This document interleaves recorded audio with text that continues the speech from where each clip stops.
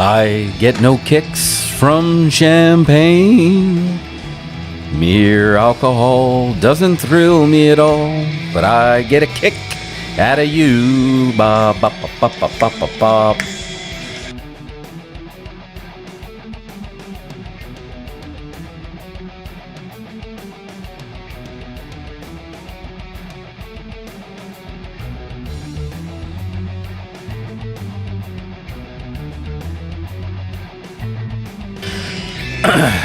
You are my fire, the one desire.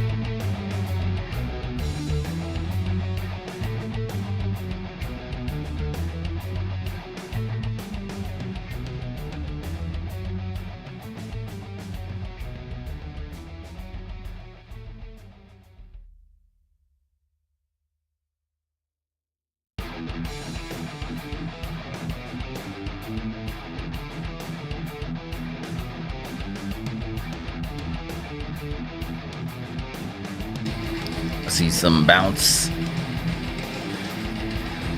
The other definition for BTS. Oh, there we go.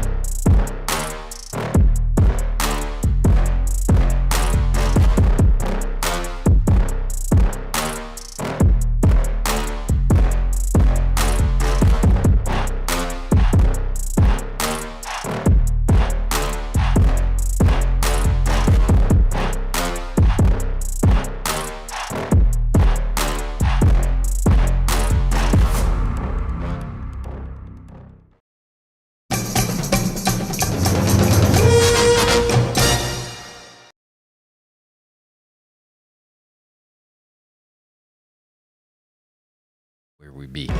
There he is.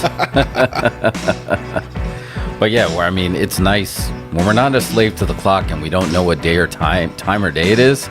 We're actually in the living moment and we're more centered. That's great. Did you just come up with that on the fly? Yeah. Or did you read that somewhere? No, I felt that just now when I was just realizing it, that I wasn't lost. You're just found. And now we're literally, we stepped off the hamster wheel, and now we're like you said, tomorrow you're gonna just step on and just start running. Exactly. But right now you're off of it. It didn't stop spinning while we were off. No, it didn't. It did not stop spinning. But it's nice because, dude, it's 2024. We're halfway through the 20s, the new 20s, not the roaring 20s. We're halfway through the 20s. What are these 20s? Are these not roaring? They could be roaring. I just like that we got some Ramones action with the 2024 hours ago. I want to be sedated. I saw that a lot on the new year, ringing in the new year. I keep, you know how like when the year changes and you keep writing last year down whenever you're writing it? Yeah. I was having a similar problem to that, but I kept writing 2424. You did write that a few times when you texted us. You're like, I'm ready for 2424. I don't know why I kept thinking 2424. I thought that was just like your hype machine. Like, let's do this. 25-8-366. Let's do this. I don't know why. My brain shifted to 2424. It's all numbers. You realize that it won't happen for another 100 years, but the last day of 2023, if you write it down, was 123 123. I did hear that. Yeah, I saw that. And it won't happen for another 100 years. And nobody cared. Yeah. It just happened. It just happened. I don't know. It's just like for somewhere along the way, people used to love the New Year's, and now I feel like it's a little bit of a just like, wait a minute. Like you just recognize somebody that you never invited to the party and like, what are you doing here? Like people don't want to celebrate. Big deal. The sun, the earth made it around the sun one more time. Why are we celebrating that? Like, when did that become a bad thing to celebrate? It was it's big science. Deal. Science is great. Yeah, it is. But what's up, YouTubes? Long time no see. What's up, Anthony? Yeah, Happy New Year, bro. Yeah, Happy New Year. Year of the Dragon. The dragon's breathing fire. But yeah, I just saw that, and people were like, no, I don't want to. There was a big take of like, hey, unless you were born after 1990, give me a compelling reason to stay up past 9:30 on New Year's Eve. I was like, I can give you two: home karaoke and the Twilight Zone marathon. I mean, those are two great things. Yeah, I mean, it's just like you don't have to get up early the next day. That's compelling enough. Never mind the science of the planet and making it around the sun one more time. Yeah, which is a feat. Yeah, I watched the whole Dick Clark's New Year's Eve, which is actually Ryan Seacrest's New Year's Eve now. Yeah, it is. I hadn't seen it in years. I just bit the bullet and signed up for another month of YouTube TV. I was like, I want to see it, and I want to be able to flip around to other things that are on. And to me, that's the OG. I mean, I grew up watching Dick Clark doing that. Even with Ryan Seacrest in there, you still get it's a little off, a little unsettling when it's the Planet Fitness presents this. I'm used to like the dirty Times Square with the cup o' noodles. Yeah, but the new Planet Fitness spokesman really sells it. Yeah, she did really sell that a lot. I mean, they sold a lot of memberships the next day, sure. They absolutely did. I saw somebody, like, he was the first person that showed up in Times Square. Yeah. And he showed the diaper he was going to wear, but then all of a sudden they released the corral, and he ran as fast as he could, grabbed his Planet Fitness swag bag with all the 2024 stuff, and ran to be in front of the stage. Yeah. And he was ready to go. So at 11:59, when they had Jelly Roll, is that his name? Jelly Roll, yeah. Jelly Roll and LL Cool J. Yeah. Like the Mega Powers meeting on the Planet Fitness stage. Yeah. He was ready. He was right there front and center. But I was telling you, that's the OG. That's the original tradition. But I watched one at Central Time, and it was in Dallas instead of the Nashville one. And they did this dope drone show over, what's the name of the building in Dallas that looks like a golf ball? I don't know what it's called. It's I don't know. It was dope. Tower of America. It's not Tower of America's. American Tower. Tower of Terror. American Tower. Anyway, they had a drone show behind that. So they had fireworks coming out of the big ball And then it was like every year they would show another decade, and then the drones would go in the form of the biggest piece of entertainment that was happening in that decade, whether it was Hippie Love or a jukebox or John Travolta's Saturday Night Fever. And then they had the 80s and they did Pac-Man. In the 90s, they had like an AirPod, not an iPhone, an iPod. An iPod. An iPod. So kids don't know what an iPod is, Jeff. Yeah. You need to explain it to them. I know it was like a phone that didn't do calls. No, exactly. That's all it is. It's like, it's this without your phone. And I remember having that. I was like, this would be pretty cool if I can make calls from that. Yeah. So I don't know if I put that into the subconscious, and then Steve Jobs is just like his spider senses started tingling, and then he's like, iPhone.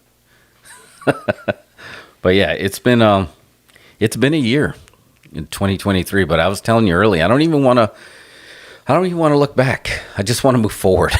I'm ready to just move. I'm into that too. I'm just ready to move on. It's been rough. I mean, I haven't even been here half the year. That's right. So I thought it would be very telling, and we bumped Geek Commander last show for our Christmas holiday special. Geek Commander. That he was going to give us his top 5 2023 moments, and then we just ran out of time. Oh yeah. We did the David Crockett, WTBS. Fans, we're out of time. We can't show you the end of this match, but tune in next week. And then none of us were able to get up and do it the week after. It's what tends to happen. Yeah, so, but we did this before. We did this in 2023. You found this dope picture from Geek Facts. So check them out. They're at Geek Facts. They're on Twitter. I believe they're on YouTube as well. And it just gave all the movies that were coming out. And they must have had a great response, because I'm seeing like other, influencers show it. So we just thought, let's just go down this list, because these are all the movies that are coming out in 2024. And let's face it, we were all nervous about 2024. We had no idea with how the writer strike was going to affect this, because we were already behind the 8 ball, because movies that were supposed to come out in 2020 were just coming out. Yeah. So we were sort of overloaded with movies last year. I think that was the main thesis when we did this last year, was there was so many blockbuster movies coming out last year that it was unbelievable. You had a blockbuster a week for several weeks, the entire summer. Can I just change gears just for a quick second? I just realized that our background is magical. This is, you didn't pay for cable, but you're going to still try to watch the Playboy channel anyway. Holy shit. Right. How cool is that? Good job on that. You could see the title. You knew what the title was. So let your imagination run wild through the Scrambled. You just do the side and you try to flick and just like, can I get this to square off just a little bit? Yeah. But you always had that hope, if you had messed with the cable or something, that it would get that. It would just start working. But good job on that. Fine. Well done. Dos Incredibles exclusive right here. But back to the Geek Facts. We just thought we'd go through. It has 5, 10, 15, 20. It has about 30 films that we're going to go through that we're going to talk about that's coming out in 2024. And we're just going to give our honest opinion on each one. Okay. I also have another list that we can pull up just as a sideshow. But yeah, because there's no way this has all of them, right? These are just like the big ones. I think these are like the main IP movies, right? Yeah. Well, because no one is hyping up some random movie that no one knows about. No, you're absolutely right, and I think that's how this came to our attention. Our buddy in the Pacific Northwest, Mike B, Museum of Now, when he's working in the lab, and he's like, "Look at this," and he only spotted 2 films in here that were not an IP, and they're both coming up immediately, and then after that, in the least, I guess this is January, February is when movies theaters are it's like their deadest period. Yeah. And this used to be the dumping ground, right? September. Apparently, it still is. But I think it's going to be a hit. I think it's going to work, because the dumping ground last year brought us Megan, and even though it was pretty much like all the cool stuff was in the trailer, there was a few things that were not, but it still felt different, felt special. Yeah. So I think Megan had good things going for it. But, yeah. Yeah. But now you're gonna have to. Okay, so just the first one on the list here. You're gonna have to convince me why you think this is the night swim. Yes, the night swim is great. I'm so hyped for this one. So this is about a haunted swimming pool. This is a heel swimming pool, and think about how much of a heel a swimming pool really is, because it entices you to come in here. But how dangerous is this thing? It is made of cement, but it gives you the illusion of safety that you can run around as fast as you can and turn the corner. But make no mistake, if you turn that corner too fast and you hit your head, you're done. It's cracking your skull open. There's just that. And this is an exclusive. I didn't even tell you I was going to talk about this. I had a near-death experience with a swimming pool for a shoot. So what happened? You almost died? It was a 4-foot swimming pool, and how tall were you at the time? I was 5. I was over 5 feet, but not quite 6 feet. But I was close to 6 feet at the time, and it had the no diving thing. But you know what? There's 4 boys. We were used to jump off the roof into this pool, and it was just like I couldn't believe we did some of the stuff looking back. So I dove in, and man, when I hit my head, I tell you, it turtled the shit out of me. My head went into my neck, and I thought I broke my neck. I literally, the longest yard, I think I broke his fucking neck. Man. But that wasn't even the NDE. That was one of the times that the pool was a heel. Yeah. The second time, this is actually straight out of a horror movie, and it terrifies me to this day. Well, actually, there's 2 more stories why I might think swimming pools are a heel. So we wouldn't cover our pools in Long Island in the winter. So we would just turn it to ice, and things would fall in there. Plus there's 4 boys, and there would be baseballs and stuff that we would just throw in there. And through the ice, we had this little white poodle, and she must have fell through the ice and hit it and could not get out. And then I looked in there. I was like, which one of you guys threw a stuffed animal in the pool? And then I realized it was my mom's dog, and I was just so distraught. And I ran out there, and I tried to pick her up, and obviously she was already gone. But I was trying to do some 8-year-old CPR with my mom's dog, and I was like, I hate this pool. I hate this pool. And I'm screaming. Then again, the next winter, like I was telling you, we always had stuff in the pool. So after that moment, I always felt the need to get everything out of the pool, even if it was iced over. So I would reach with this a rake or shovel, and I'd be reaching, and then I'd pull in. And I went to reach as far as I can, and I flipped, and the ice was pretty thick, and I hit my head on the ice and then completely flipped into the pool. And I don't know how long I was under there because the water was green. It was just filled with algae. So all I remember was it was like being in a washing machine. I just felt like I spun 10 times. And I was in my Catholic school uniform. How terrifying that, the thought of that. I don't know how long I was under. And I don't remember coming back up.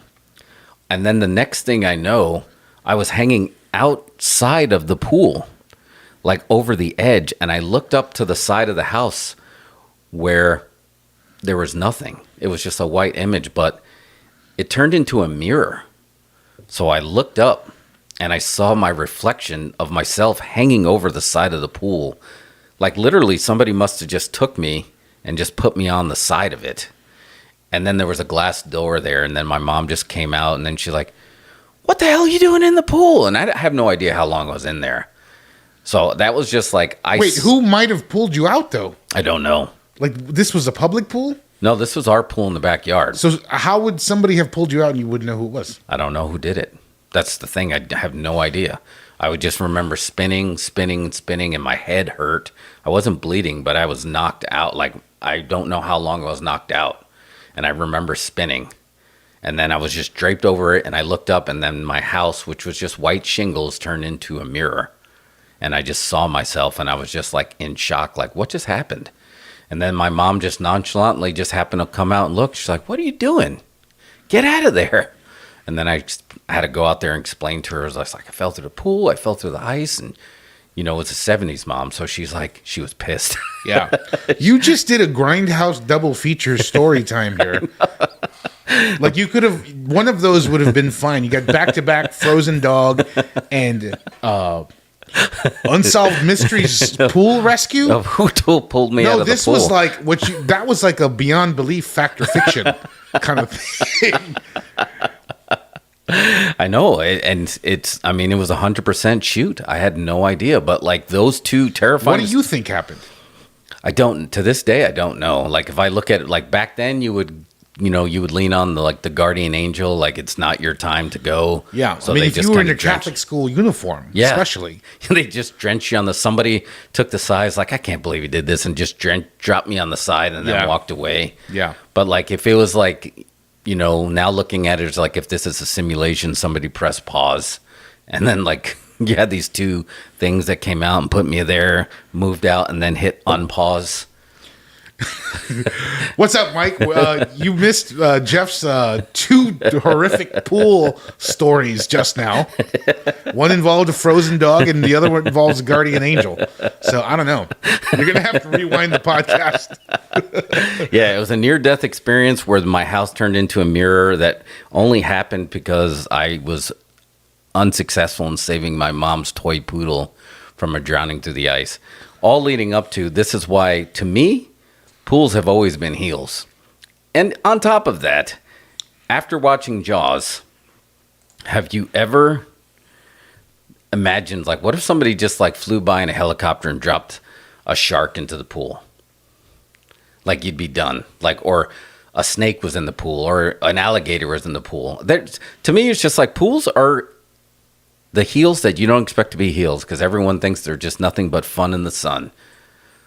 So now, Blumhouse? Is it Blumhouse that's doing it? I think it is Blumhouse, yeah. Blumhouse is like, you know what? Pools are heels. It's going to be a haunted pool. I mean, you've convinced me just now. But did you know this movie's based on a short?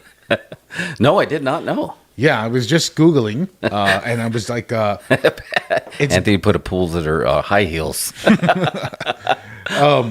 Yeah, there's a short called Night Swim from 9 years ago. Apparently, this is based on... Oh, Mike said the same thing as you. It sounds like a Robert Frank fact or fiction. Exactly. Jonathan Franks. It was a hoax. Not true. But I know it was 100%. It was a shoot, man. It was 100% shoot. So I don't know. Maybe on the break. I don't know if we can. I don't think we can play this on the show here, but it's on Vimeo. I didn't know it was a short. Yeah. But think about this. It's only 2.5 minutes. When you were watching it, did you not get the vibes of Jo Beth Williams in the Still Being Dug pool, where she was with real skeletons and poltergeists? I kind of got that vibe too. I honestly don't know. Like, I see this trailer and I'm like, I don't even know what this is at all. What is it? It's like the pool is to me. It's like the pool is a nightmare. It's like it costs so much, it's so hard to maintain, and that's the horror story. Was what I was thinking, but I don't know. I think a pool is right for a horror movie because it's a place where you can die. You can die there. Yeah. Is there anything scarier than a dark shadow at the bottom of your pool when you go to jump in there by yourself? I've never gone night swimming, so I can't really. Night swimming is and that's a whole nother beast. Yeah. Or the thought of reaching into the filter and your hand getting stuck. I mean, yeah. Or no, the horror story was always your intestines would get sucked out of your ass. Yeah. By the filter. Not to sit on that. There's another thing that we used to do. Is we had this ladder that had 3 rungs, and what we would try to do, and we weren't professionals, we were 7 years old at the time. I bet you can't swim through this rung, then this rung, then this rung, and then wiggle your body out all in one breath and then come to the top. And we were chubbier kids at the time too, so we were chubby little Houdinis doing our best to try to wiggle out of these ladders. And I'm thinking now is like, what would have stopped us from getting stuck in the ladder and just drowning? Yeah. You basically dared each other to not drown. Yes, exactly. So there's so many heel potential in these pools. So when they did the reaching into the filter, I was like, yep, I feel that. Or the dark shadow at the bottom, I'm like, yeah, I feel that. So I don't know. I'm just intrigued. Well, let's see. The short that it's based on is only 2.5 minutes. It's crazy. Should we try? I don't know if we should we watch it? I don't know if that's a good idea. I don't know either. We can watch it on a break here real quick, or I can put the link in the chat and our folks can watch it and tell us what happens. Yeah, we can do that too. Mike says, reminds me of the episode Are You Afraid of the Dark with the pool ghost. I don't know, man. And just like the thought is that's pretty terrifying being trapped under the water. Oh yeah, for sure. I think there's the whole buried alive, burned alive, and drowning are all pretty up there with a terrifying factor. Drowning is a bad one. Yeah. I always have getting shot in there. Getting shot. I mean, that would suck, like really bad. But doesn't it feel like being shot would be like, man, this is really annoying? Where if you're like trapped in the water, the level of panic I feel like would be so much more heightened. I mean, I think you'd have panic for both. Yeah. If you were just shot in the chest randomly, you're a target and you're shot in the chest. Yeah. And the irony is lost because you're dying. Yeah. You know. That's true. I don't know. Unaliving. Man, did I just? Oh, it's all right. We're still going. We're still rolling. It could be, but there's something. Maybe there's a level of you're trapped where, if you get, if you take a slug. I feel like there's always that chance of like some kind of adrenaline or something where you can just like get up and start running, or like, I need a doctor or somebody help, where like if you're under the water, nobody can hear you.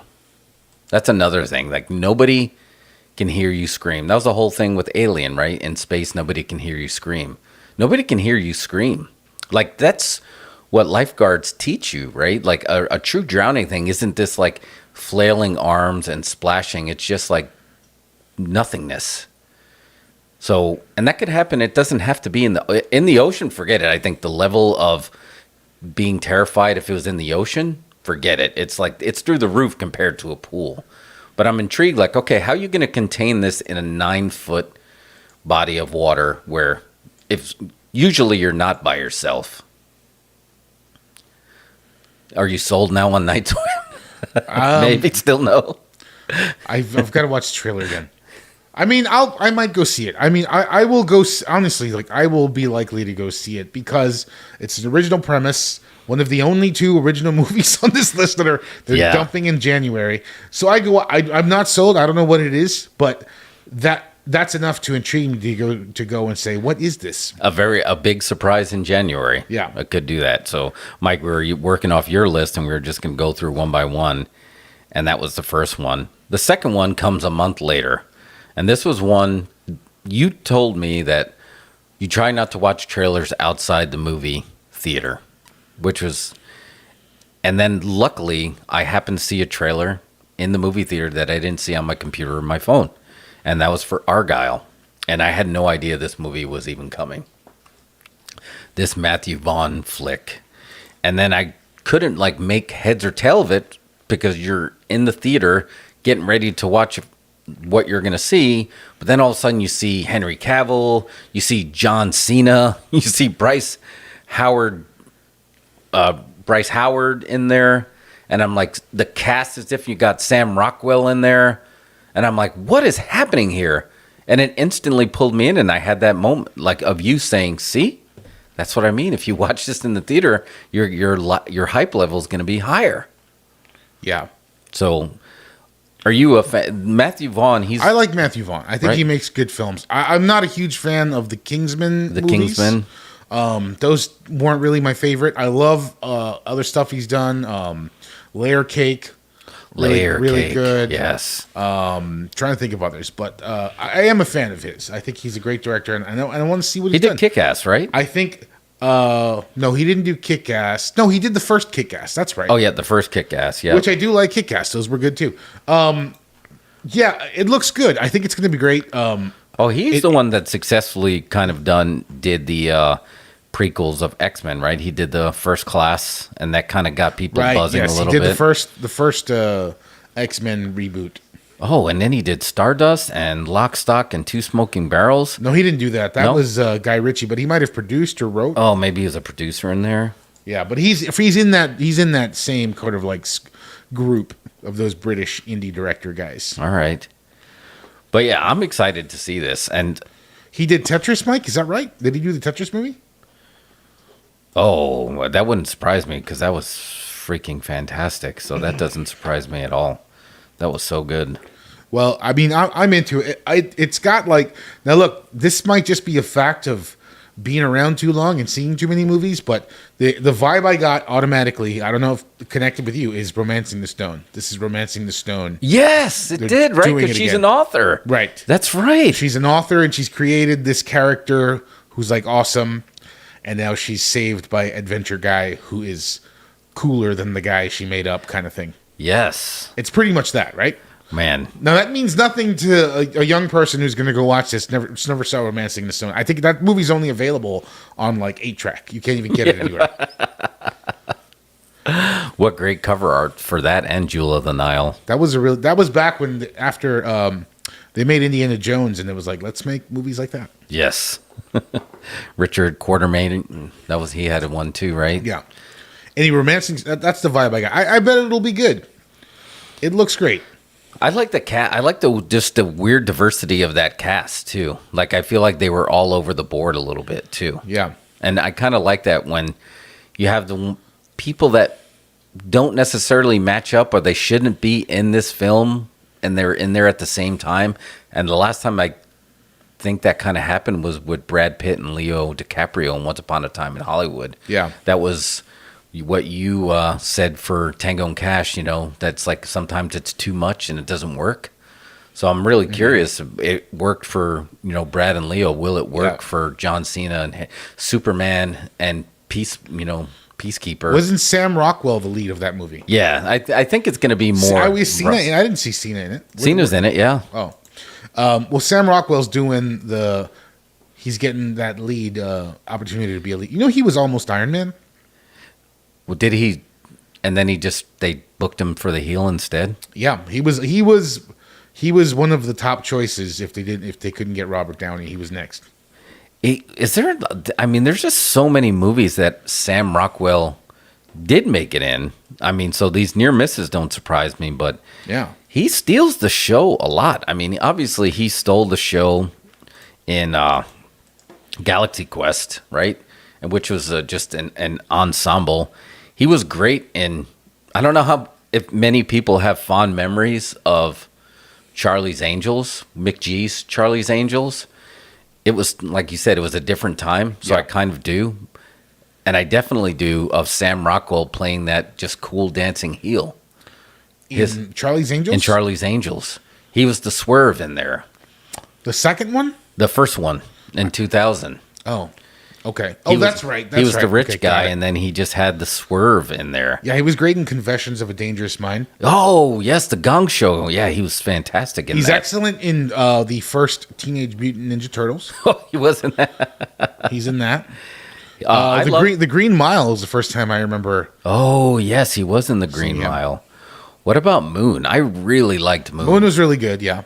He's been in a lot of stuff, and I think he's still been sort of a second lead. He's never been a leading man per se, or like in a studio hit movie kind of sense.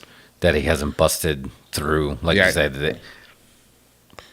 But this movie has him. They've got the John Wick style action going. That's where everything's going, which I think is interesting because the thing about Matthew Vaughn's movies that I didn't like really is the hyper stylized action.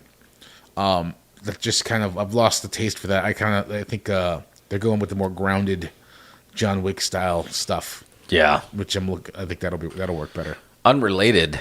Did you see the article that popped out today that the director of John Wick said he would love to make a Star Wars? Imagine that lightsaber battle. Oh my god! Yeah, they need to. They'll never do it. Something. I think that's a great idea. Why not? Who's going to do it?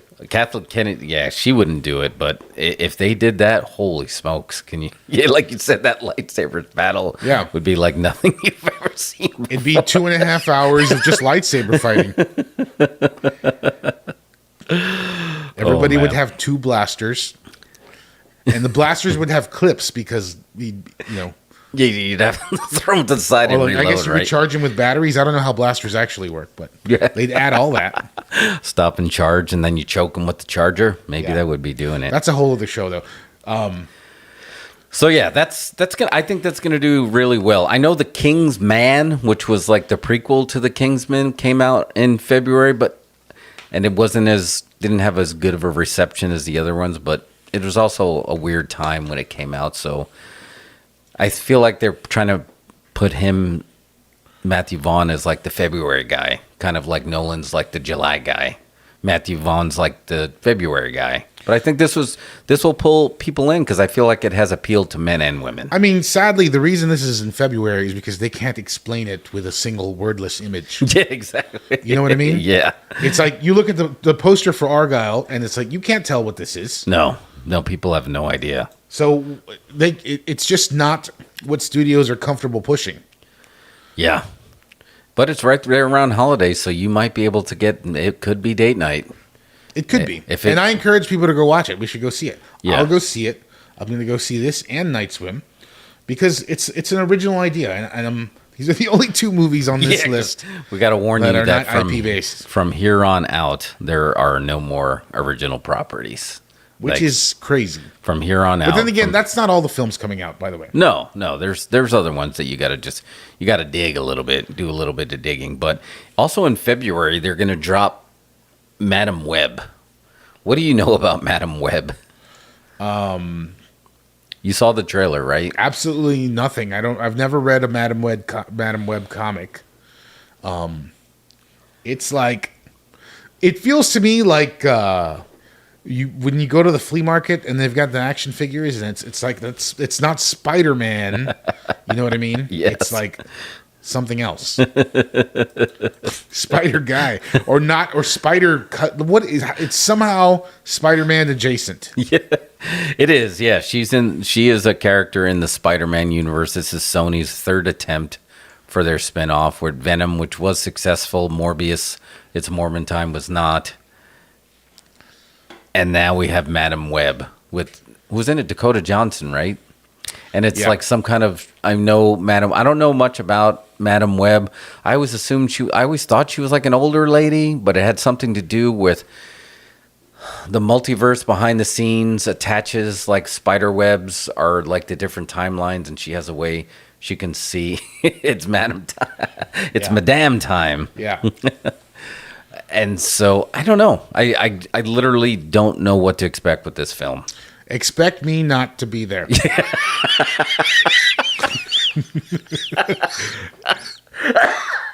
Didn't expect that. I will not be watching Madam Web. You held strong on, like, you didn't go see It's Morbin Time, right? You didn't see Morbius? I didn't. You held strong. Yeah. But you saw Venom? I saw the first Venom. Yeah, you didn't miss much with the second one. Yeah. People don't talk about the second one, but the second one was a swing and a miss, so. Yeah. We'll see.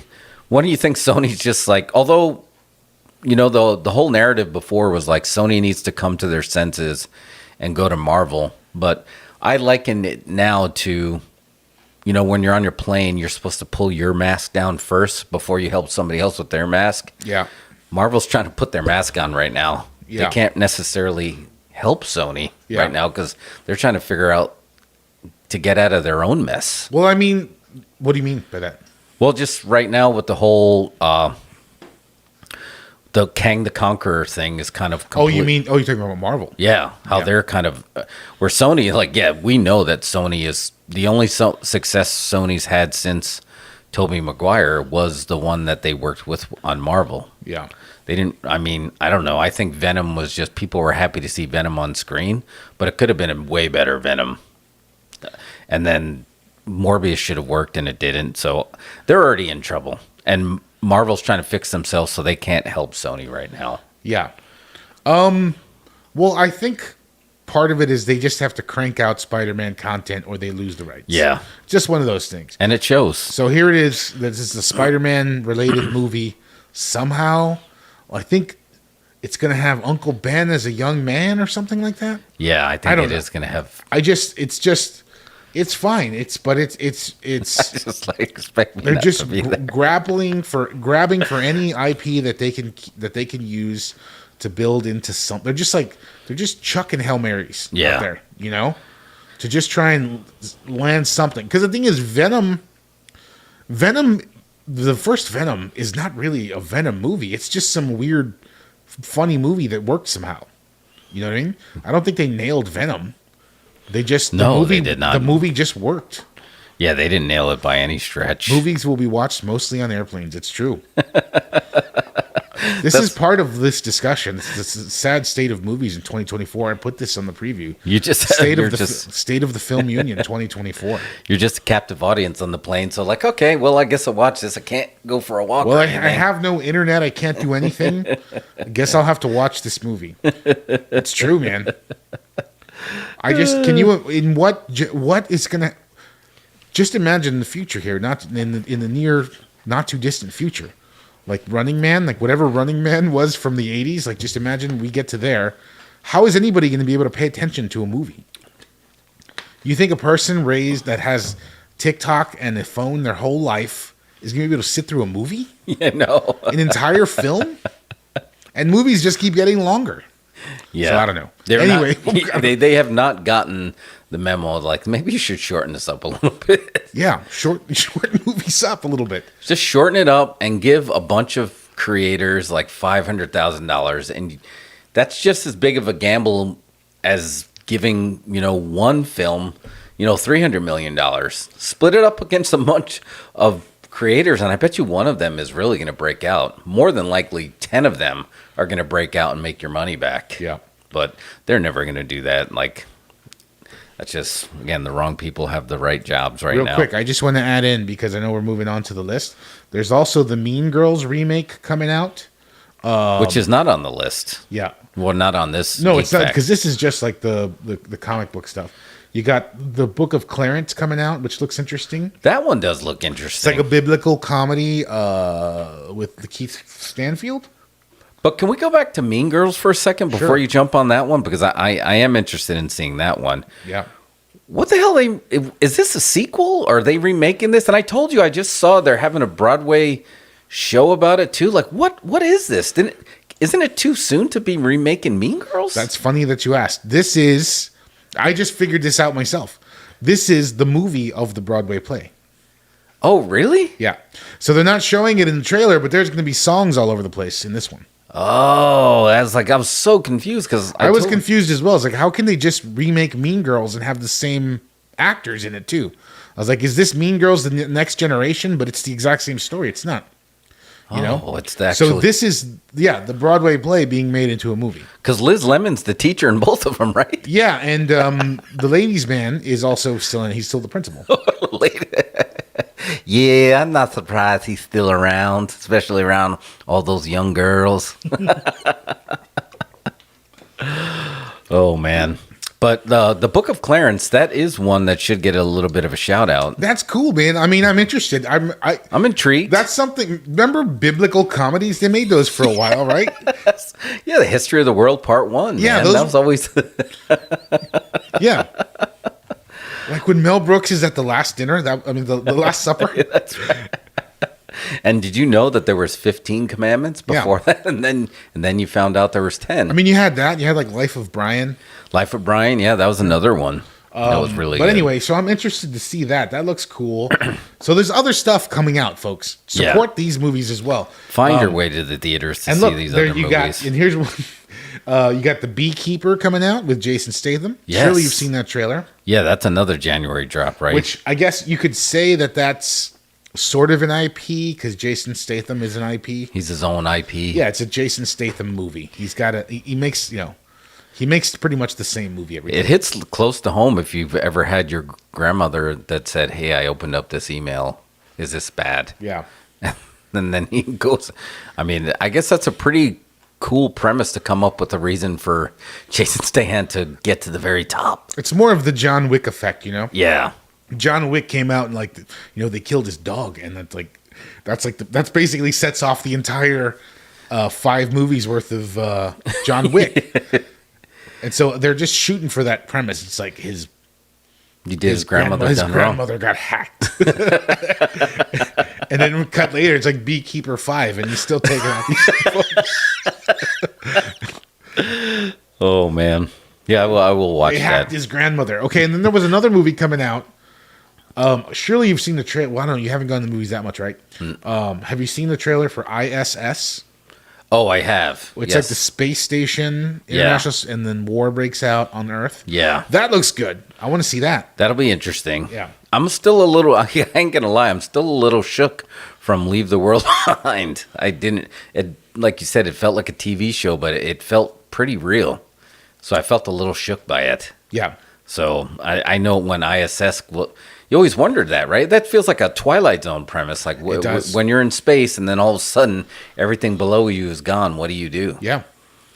Which also was premise, or it was a storyline in The Last Man on Earth, which was a comedy, but was a great comedy that went away too soon. I thought that one was great. So yeah. Leave the World Behind also felt like a Twilight Zone episode. It did. Very easily. Which shout out to Twilight Zone marathons. Everyone talks about the Christmas Story 24 hours, but this time of year, I recorded every single one, and I watched a bunch on the day, but I've been going back and just kind of flicking through and always trying to find one that I never saw before. Yeah. And it's just like Rod Serling, just like way ahead of his time. He was definitely... people can watch that, and you can get a premise for a movie and have a movie that'll knock people's socks off. And a lot of that, Black Mirror does that as well, so I'm surprised some studio exec doesn't get their head out of their ass and do that, but they won't, because even though it's an IP, they won't do it. No. That's the thing. Things don't have to just be IPs anymore. They have to be familiar. Like, you can't even make an original movie. This is part of the State of the Film Union of 2024. I was going to bring this up. It's like, even if you're out there trying to make an original film, you have an original premise for your whatever movie, it has to feel like something else that people can immediately say, oh, I get what this is. Yeah. That was my deal with that movie, The Creator. It was like, it looks awesome. The effects are great. And it's allegedly an original, IP story, future sci-fi. It's great. And Gareth Edwards is a great director, but it's like, the story is like very familiar. Burnt out ex-soldier has to go on the road with a little girl. It's just, we've just seen it a bunch of times. Yeah, I know what you mean. Whether it's the actor that's in there or the feel of the movie, it feels like that. It's like so you have to take an original movie that you want to do and make sure that it feels familiar to something folks have already seen. That's the only way studio will buy in. Yeah. You know what I mean? Even if they go to a, Sundance and they love it, it doesn't get the wide release that something that looks familiar does. You're 100% right about that. And so that was it's a bummer about that movie. The most interesting thing about it, I think, was how they shot it. But it's just like remixes of songs we've heard before. That's a good way to put it. The whole William Hurt, you're just retelling the same stories. Yeah, and it's getting bad, man. Like I don't know. Well, I know you were, where you're talking about QT, we're talking about, Hollywood is dead kind of thing. Then I feel like it could also have a splinter effect, right? You're going to have whatever it is that studios always does, and then you can have some independent fare, and then you're going to have truly independent fare, which is the creators on YouTube that'll get something that'll knock people's socks off. That's fine. And that I'm all for that. But what's going to suck is we won't get to see those movies in theaters ever. No. I saw that movie, like I told you, The Killer on Netflix at the theater. I thought it was great.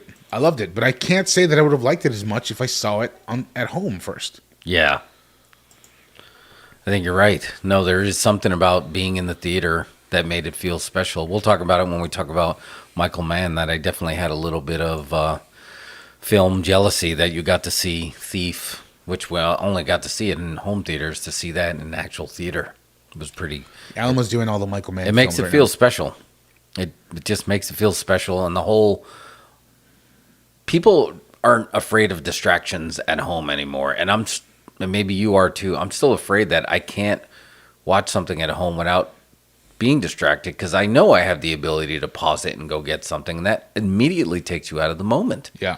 You grab your phone, it immediately takes you out of the moment. Where in the theater, it's like maybe you'd have the same experience if you turned the lights off at home, you had a big screen, sweet sound, but then you also handcuffed yourself and you make sure your bladder was empty. Yeah. Then maybe you can be in the moment. Yeah. And you also have the ability to pause and everything. It's just one of those things. And I just, I just think that's what we're going to lose. And it's just the only thing in the theater is going to be these huge IP roller coaster rides. And we won't get to see some of these other films get a shot at playing on the big screen. Man, and if they would just, it's all about balance. And if they just balanced it out and put some other stuff in there, adult fare, if you will, which was what they would call it, adult films, as Quentin Tarantino called it, I think they would do surprisingly, people would go. You'd get people to come out, but man, you're not going to get people to, like, if you showed the average, not a alpha moviegoer like us, but if you showed somebody who casually goes to the movie this list, that's not going to entice them at all. They're going to be like, no, I'm good. Yeah. I'm not, I'll scroll through, I'll watch, the Real Housewives of Beverly Hills or some shit. Yeah. Instead of committing to that, because they know that they can just walk away from that. They can't walk away from this. Yeah. And there's nothing for these big actors to do anymore. There's nothing for them to do. No. Like, what movies can they be? What movies can they do other than these IP films? Like, again, like I bring up my example. I think it always spells it out. It's like an 88 or whatever.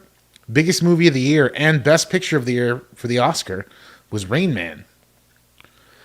And it's like, what's the premise of Rain Man? It's an a-hole kidnaps his autistic brother and teaches him how to count cards. Yeah, exactly. You would not get, that's a Netflix movie now. Yeah, you wouldn't get that. A poorly done Netflix movie. You would not. And instead, that was something that, like, Dustin Hoffman, some of the best actors of our time, great director, great writers, all collaborating on that one thing. Yeah. It would never happen in a million years now. Never happen in a million years. Yeah. Let's just pick any movie that won Best Picture in the 80s. I guarantee it. It's like it would be it would be a Netflix movie that nobody watches. How would you pitch Chariots of Fire? That's another. Is that the caveman movie? No, that's the Dune, the running on the beach, the runners, yeah. Because that was like an epic period piece. I think that would probably work. They love those still. Well, I don't know. Like, I don't see a lot of steam for the boys in the boat, and that's what made me think of Chariots and Fire. Oh, that's true, yeah. I was just like, you might get it in there, but it's not going to get a lot of steam. Yeah. It's a little bit of a throwback kind of a film, huh? Yeah. Autism. It did. And you couldn't, that would get so many people up, their hackles up too. Yeah. Right? If it wasn't somebody who was, because the Woody Harrelson movie, which I have not watched yet, where he was teaching the autistic kids basketball, they all had autism for real. That was a shoot. Right. You couldn't be an actor pretending to have autism. You'd have to hire an actor who actually had autism. Right. So the people be like, no, we're not going to touch that. Yeah. But anyway. I'm curious what you're going to say on this next film, because I fell for a piece of what I thought was advertising with this, but it was an Onion article. When it says Dune Part 2 promises to take off right from the spot where you fell asleep in the first one. And I don't know what your thoughts are on Dune, because this was during lockdown, and it was one of the first movies right around Tenet that they did get a theatrical release, but I did not see it in theaters. I didn't either. I saw it on HBO Max. So I had distractions. Yeah, I enjoyed it. Thought it was good. I like it better than the David Lynch version, if I could say that on the internet. I thought it was fine. It's good. I think Denis Villeneuve is a great director. That'll be fine. I'll go see that. But again, it's still something that's been made multiple times before. You know what I mean? Yeah. Dune has been done as a movie, TV show, whatever. Cartoon. Was there a cartoon? I'm pretty sure. Was there a cartoon for Dune? I don't know. There may have been. Yeah. I don't know. I'm not a huge Dune guy. I think that That'd be a great shirt. I'm not a Dune guy. Yeah, Dune 84 was definitely a little bit more trippy. I think when you watch the Dune 84, you really get how they're really speeding through the story. Yeah, it did feel like fast forward. Yeah. Arun said, have we ever seen a movie about the autistic crew team? I have not seen that one, Arun. No, I did not see that one. Champion was the one I was thinking of. That was the basketball shoes. But I did see that. That was funny. Yeah, that. I think that worked well. It's Farley Brothers movie. You know what it is. You know what you're getting. Yeah. But Happy New Year, Arun. Thanks for dropping by. I will go see Dune 2, and I'm curious how to see the theater, but this is definitely going to be a movie, even though I saw Dune 84. I didn't read the book, but I might need to watch a YouTube video that says everything you need to know about Dune before you go see Dune Part 2. Yeah, that's fair. So there's some whatever cliffhanger it left on, and I know it was a cliffhanger. It wasn't enough that I was just like, oh man, what's going to happen? I was just like, okay, I'll see you soon. Yeah. Take it easy. Yeah. The next movie, why? That's all I had to say on that one. Kung Fu Panda 4. Did we need 4? And then was there a 3? I think there was a 3, yeah. Lucha Lottie's looking forward to that one, actually. She's a Kung Fu Panda fan.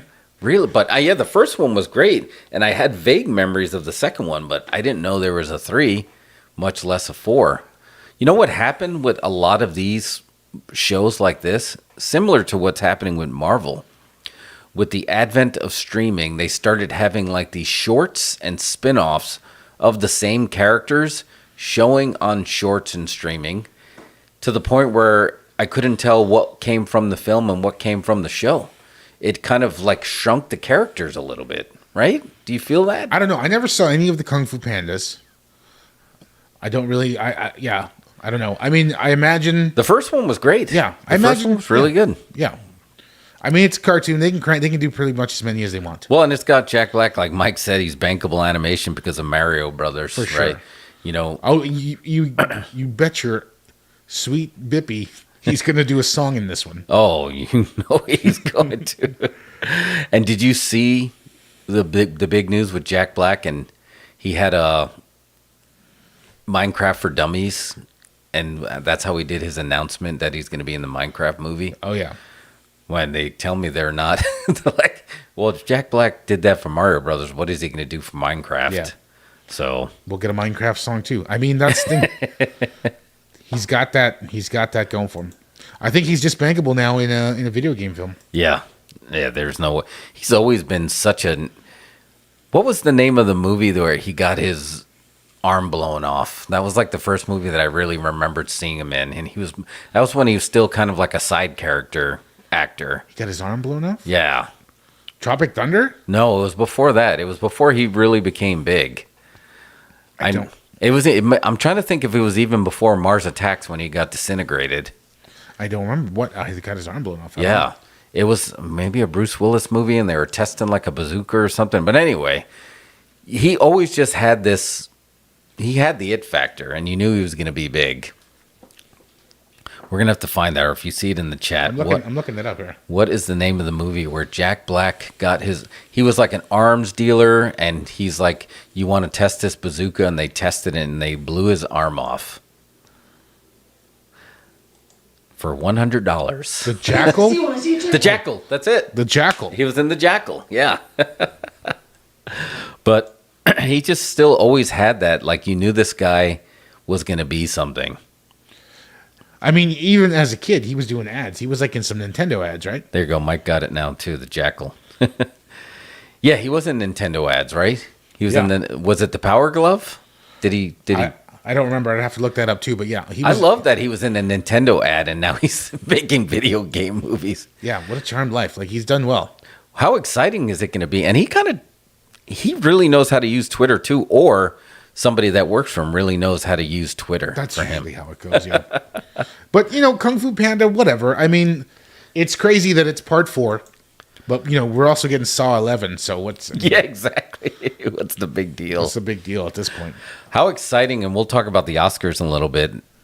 I think for the first time, I'm really, really super psyched on the best song is going to be a great competitive year because you're going to basically have Ryan Gosling doing a live performance of I'm Just Ken versus Jack Black probably doing a live performance of Peaches, right? I don't know. I heard that he did not make the short list, which I don't know what that even means. But really? He's got to be on it. I don't know why. That's crazy that he would not be. That's ratings gold if they have that. I mean, that's talk about like a Barbenheimer type event to have those two competing. Yeah. On it. It's like, come on. It's like everybody loves those music reality shows, game shows, whatever you want to call it. I want to see Ryan Gosling sing live versus Jack Black sing live. I mean, that would be killer television. So they should nominate him. I don't know what the short list actually means, but I heard he didn't make it, which is crazy. But again, like I was telling you the other day, Barbie might be competing with itself because there's so many hit songs on that soundtrack. There's so many songs on there. It's crazy. Yeah. I used to be a huge mark for the MTV Movie Awards for like in the 90s. I felt like they were getting just as big, at least equal with like the Golden Globes. I watched that pretty religiously, and there was a year that Jack Black was the host, and he just basically sang a song called Movies Kick Ass. Yeah. And he made a video for it. And I'm like, so he knows how to do the live performance for an award show. Yeah. So I'm sure it'd be great. They should nominate him. If they don't, that's crazy. Oh, that would be dropping the ball, which doesn't surprise me at all. Same day as Kung Fu Panda? I will be seeing Kung Fu Panda 4 just to end on that note. You will see it? I will. Oh, yeah. All right. I've never seen any of them, but I'll probably end up seeing part 4. You'll see 4 and then work your way backwards. I know I probably won't work my way back. I'll just see part 4, and that'll be enough Kung Fu Panda for me. But I mean, I might see this one just because. Yeah, I'm pretty sure Lucha Lottie wants to see it. All right, yeah. I mean, it was like I said, the first one was good. So on the same day was a movie that I didn't even know was filmed and ready to go, and there was another one I did see the trailer like out of nowhere. It was like an RKO. Was the Ghostbusters? The Frozen Kingdom? Is that what it's called? I believe so. Frozen Kingdom. I just feel like we were just talking about the other Ghostbusters coming out, and the big spoiler that was in there that the originals were going to be in there, and now the originals are in the trailer. And Paul Rudd is going to be a Ghostbuster, kind of like Rick Moranis became the Ghostbuster. But, like, I didn't even know they filmed this. Did you even know this was coming out? I heard it was happening, yeah. I mean, yeah. And they shot it, and there's already stills being released with, Dan Aykroyd and Ernie Hudson, Bill Murray are in it. But it almost feels out of nowhere and standalone, kind of like when X-Files, I Want to Believe movie came out, and I'm like, I didn't even know they were doing this, and then it was just a really long episode. Yeah, that's what this feels like. Is it going to be like a really long episode?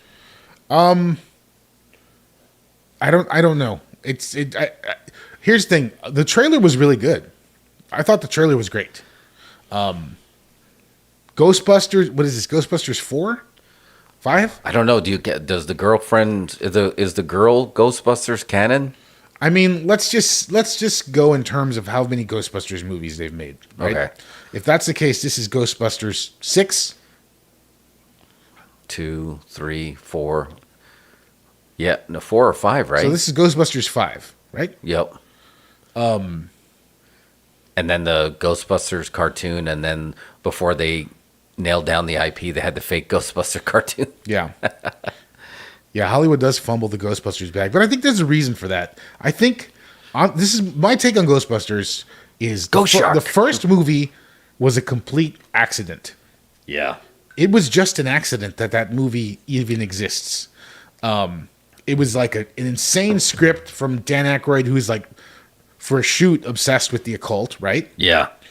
And then Bill Murray showing up and refusing to do his lines and just ad-libbing the whole movie. Right? Yes. And then you've got, not Harold Ramis, Ivan Reitman directing, solid director, and all these talents, they just like pulled it all together. Somehow. This is a movie that just happened by accident. It's just like, put peanut butter in my chocolate and it's great. And this is the first time they figured it out. They just could never, that's why you watch Ghostbusters 2. It doesn't, like, you think all the elements are there. But you can't recreate that magic because it was a complete accident. It was the Caddyshack, but the ghost movie version of Caddyshack, A lot which was like that. another one. Yeah. Mike said it'd be like making a franchise out of Tommy Boy. And the movie, the trailer looks great, but look, John Belushi was supposed to be in it originally, too, right? yeah, was going to be in it. That's why they pulled in Bill Murray, I think. Man, and I think what a time though that you can just again they just like okay, let's make it. Yeah, I would like to do. I wanted to do this segment. We should introduce this year, but it's like I want to do like movie multiverses where things could have been different. Because I was watching because Batman Returns is a Christmas movie that was on. Oh, damn, that's a whole channel. That's a whole channel that you just made up. And I was just like, I was just thinking to myself, they came out the same year, and I was like, in another dimension, you have Batman Returns and the Super Mario Brothers film, right? But in this dimension, Danny DeVito played Super Mario, and Bob Hoskins played the Penguin. Oh wow, that could have been, which could have happened very easily. Man. Yeah, he was up for it too, right? Yeah. That would have been crazy. Anyway, movie multiverse. What was the... Anyway, as far as Ghostbusters... that was in The Flash. I was just like, when they really try to lean into the whole Michael J. Fox was not in Back to the Future in that universe, right? Right, which is a shoot. Eric Stoltz. So they kind of leaned into that. Right. Man, that's a whole channel. You just came up with a whole channel. There you go, movie multiverse. But as far as Ghostbusters 5 or whatever, yeah, it's another. It's just you're not going to get Ghostbusters. You're going to get some kind of Ghostbusters flavored stew. But they're hedging their bets, right? They got Paul Rudd, who still it feels bankable. They're bringing in Stranger Things, Wolfgang, right? Film Wolfhard. And then the girl that they booked as Egon's daughter looks so much like him. Get the kids out of there. Yeah, you don't want no Ghostbusters for kids. Yeah. They're too young. Just get the kids out of there. Why do we need these kids in the movie? There was no kids in Ghostbusters 1 or 2. That's true. Just get the kids out of there. Why do we need that? It was like, they went for Stranger Things. They wanted to pull them in. Just get the kids out of there. It makes it feel like the Young Avengers, right? Like young Ghostbusters, where it might Why not just Paul Rudd, Camille Nanunjali, and whoever else? Just like, why can't that be the Ghostbusters? Why do we need these kids running around? That's a good question. I don't know. Even kids don't want the kids there. Like, who is this appealing to? Yeah, I don't know. Good question. I didn't know. I guess the one that released did well enough that they're like, okay, let's ride this train. I don't remember it breaking any box off, like being blown away, right? What, the last Ghostbusters movie? It was successful enough, I guess it was right? successful enough. I think, wasn't that also pandemic-y? So like, it's hard to gauge the success. Yeah, it really is now. It's really hard to gauge what people consider success. Yeah. So, I mean, it made enough for them to crank out another one. And again, the premise is intriguing. It feels like it could be that could be Ghostbusters 3 because I like the sort of ice angle. That's cool. Different. I mean, it's the city being taken over, which is like what Ghostbusters 1 and 2 were going for, Yeah. And this third one, it's an ice age. Oh, that's kind of cool. I could imagine that being Ghostbusters 3. But again, Ghostbusters, the original Ghostbusters was a complete accident. It's just you can't make it again. You didn't write down the recipe, you didn't copy anything, and it just happened. And the original script was darker, right? You said Dan Aykroyd wrote like a 200-page script, right? And then is Ghostbusters without Ray Parker Jr.? He's got to get some credit, right? Because of the song. Right? Oh, the song was huge. Yeah. And like it was one of those videos. Remember it had so many celebrity cameos in it? Yeah. It's like, why is Danny DeVito in this? So it looks like Ghostbusters Afterlife made $200 million worldwide. So I guess that doesn't seem like a lot these days, but I don't know what the budget is. And you got to count worldwide, where before you didn't really count worldwide. Now that is part of it. For sure. Ride the train, man. Yeah. I think it just loses the appeal. Ghostbusters were not superheroes. They were like exterminators, janitors, whatever. Yeah, exactly. That was the whole idea. It's like they were like blue collar dudes doing a job, and like they just spun it off. Like I don't know. You can't recreate some of that magic. The one scene in Ghostbusters when the mayor lets him out of jail, right? And they arrive at the building and like they get out of the car and they're playing that badass music. Oh, yes. You know that one scene I'm talking about? Yep. That was like, they just shot that in New York, in public. All those people just were real. They were just watching what's going on. And that's just such an awesome scene where it takes that movie, it just ups that movie's just sort of like, becomes an action movie there. It does. It takes a turn. It's crazy. I don't know. I don't know how you do that again. And you know, the first one for being a comedy, just because you had these comedians in there, didn't the stakes feel a little bit more serious? Like the stakes seem higher. I don't know if it's because they had the same heel from Die Hard 2 that you knew that there was actual, the city was in real danger, where I don't know if it's a little bit too comedic now, so you don't feel like real danger. Does that make any sense? In the 80s, it could be a comedy, but the danger felt real, a little bit more real. I mean, yeah, kind of. I mean, they're very nonchalant about ghosts in general through the first 2/3 of the movie. Right. It's just like, ghosts exist, we catch them. And it's not done. They're not winking at the camera about it. They're literally just catching ghosts, like if rat catcher or dog catchers or something like that, you know? Right. And then at the very end, it's just like, oh, by the way, ghosts are dangerous and can destroy the whole city. They're the danger. It felt the danger. So, all right, we'll see. That's March. The next one is not Godzilla v. Kong. It's Godzilla X Kong, the new empire. Hey, I need to grab something to drink real quick. Yeah, you want to take a quick break or? No, just keep talking about Godzilla.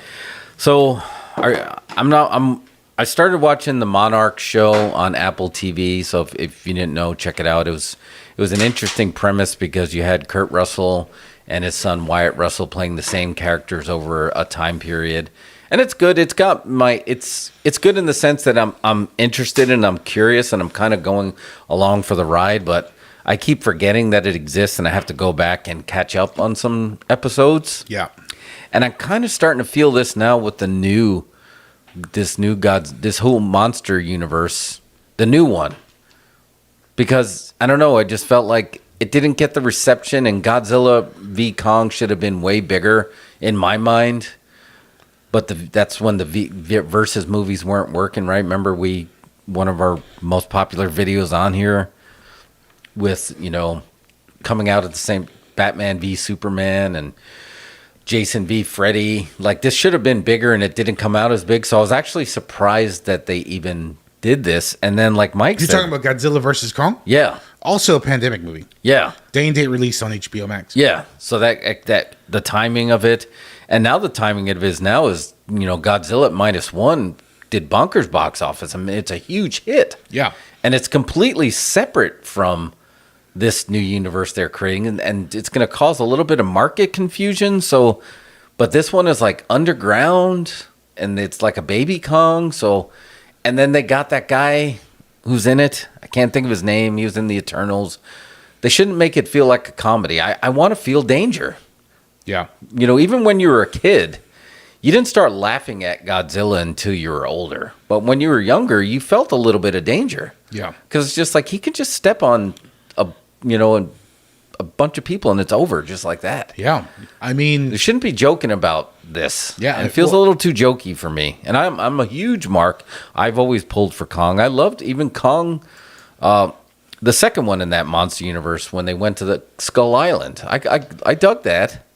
But I don't know what to. I guess it's not that I dislike this movie. I have no idea what to expect. Yeah. Honestly, like they should just cancel it. Just cancel it. Yeah. Just whatever they do, however they write off the movies, just like write it off.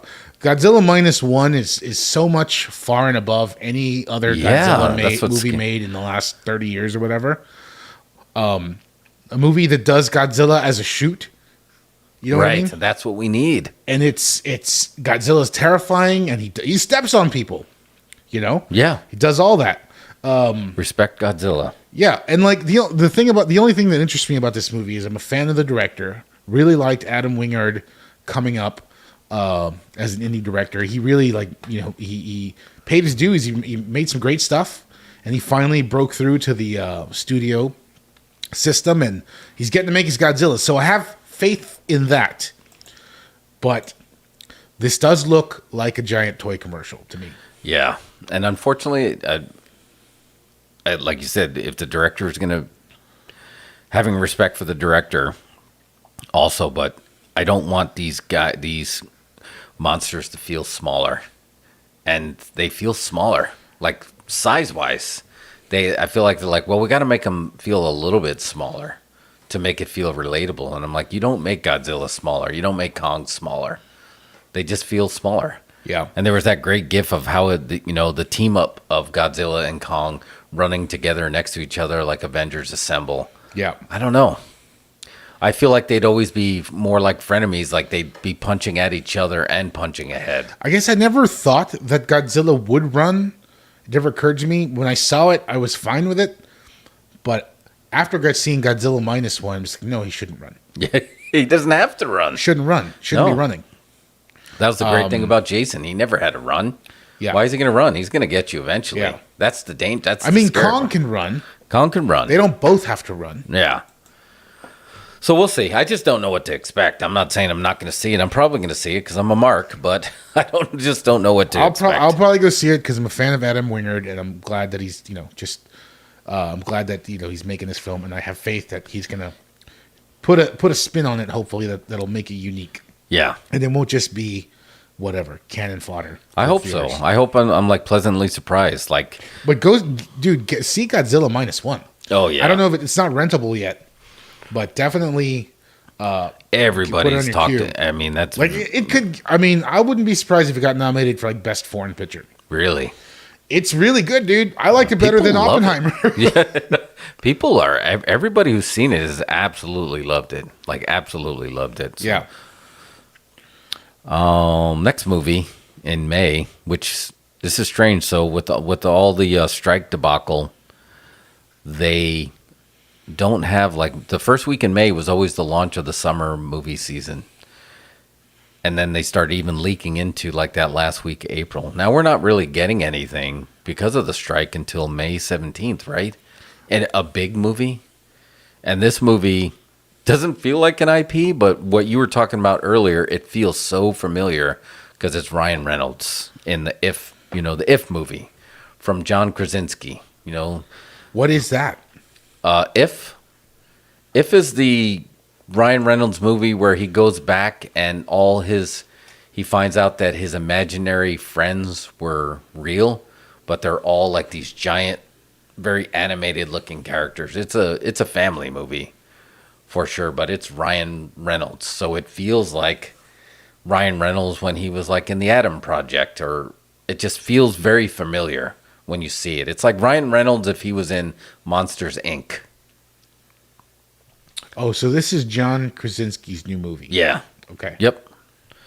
Which he has two big ones, so it's from the imagination. They said it from the imagination of John Krasinski. It's like, oh, okay. They really wanted to drive that home. But it's going to do well. But sounds interesting. I'm reading the synopsis here. Young girl named B gains the ability to see people's imaginary friends, referred to as IFs for short. Yes. Who have been abandoned by the kids they helped. B then discovers that her neighbor, the man upstairs, has the same ability. All right, sure. I mean, okay. I have not seen a trailer for this. This is the first time I'm hearing about this movie. Honestly. Oh, really? Yeah. I saw it in the trailer in the theater. I'll go see this. If this is an original idea. It is. From the mind of John Krasinski. Yes. So we'll see. His mind has put out some good things. Yeah, and he has another Quiet Place coming out too. So that still intrigues me. Next one, Furiosa, Mad Max Saga. You were a little upset of this, right? Of the rebooking of losing Charlize Theron for Anya Taylor-Joy. I was not a fan of that, but I mean, I guess whatever. If she's going to play a younger version, then that's what it'll be. What happened? Like, why did that happen? Do you know? Any ideas? I think they just wanted to go younger. Really? Yeah.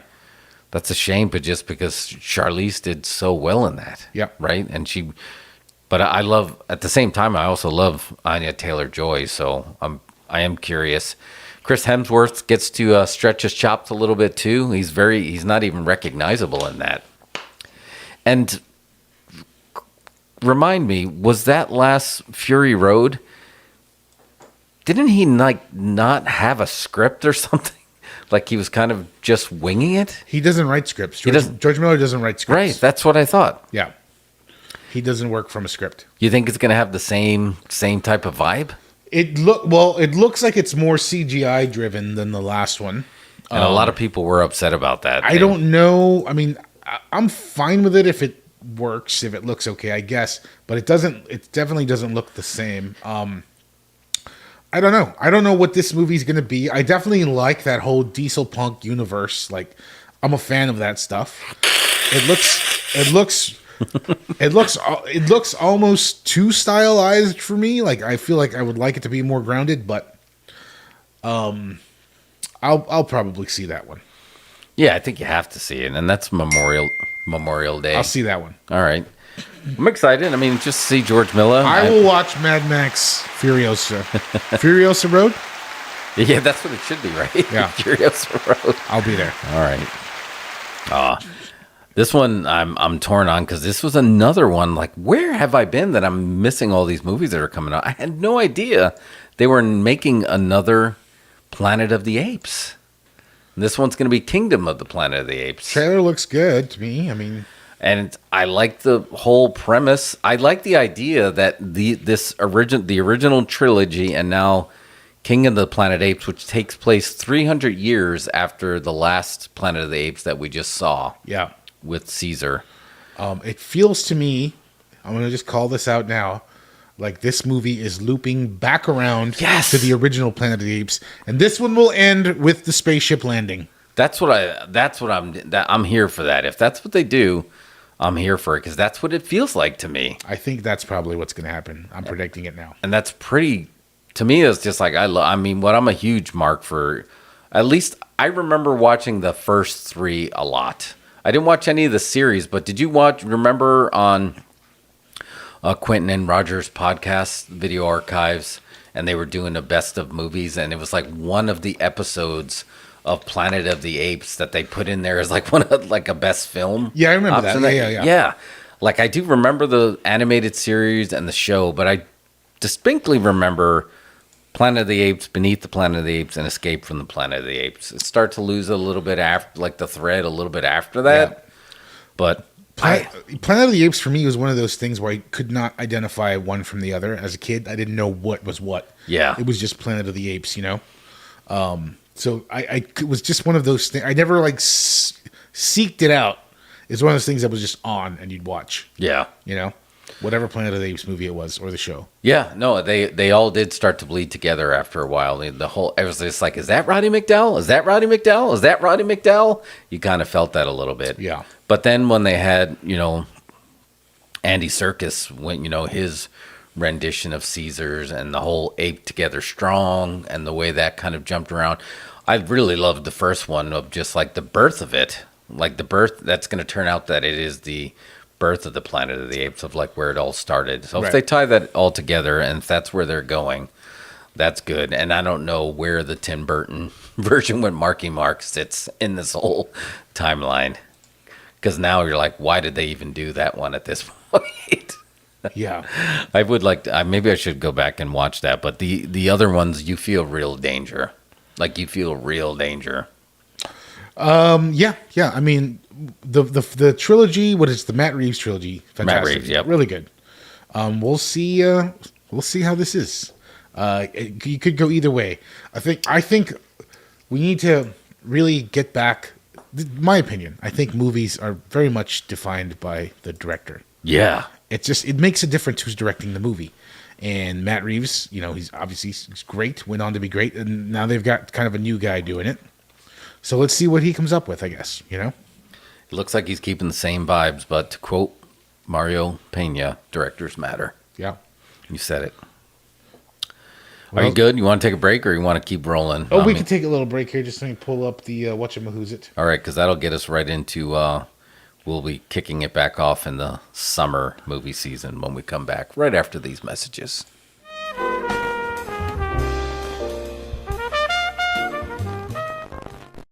Boy, I'm bored. Don't be bored. Join the party. Call 1-976-8888. There's a great time waiting for you right now. Meet new friends or just listen in. Everybody's doing it. So call 1-976-8888. Where was that party? So, what are you waiting for? Don't be left out on all the fun. Call right now, 1-976-8888. 88 cents per minute billed to your phone. Brought to you by Omegaphone. Just like you, I was really skeptical about which one of the party lines is really the best. It's 1-976-BEST. It's easier than going to some single spar. The phone's right there within your reach. And it's a real kick because you get started talking with everyone on the line right away. I got together with this guy I met on the best party line, and I'll tell you, it's fun, exciting, and the best way for you to meet someone new. The best party line. It's just a phone call away. Do you sometimes sit alone, wishing for the perfect fantasy? Has love passed you by? Do you dream of encounters with a perfect mate? Or spending precious moments getting close to someone you could really love? For just 99 cents per minute, indulge your fantasy. It's live. Call 1-976-DATE now.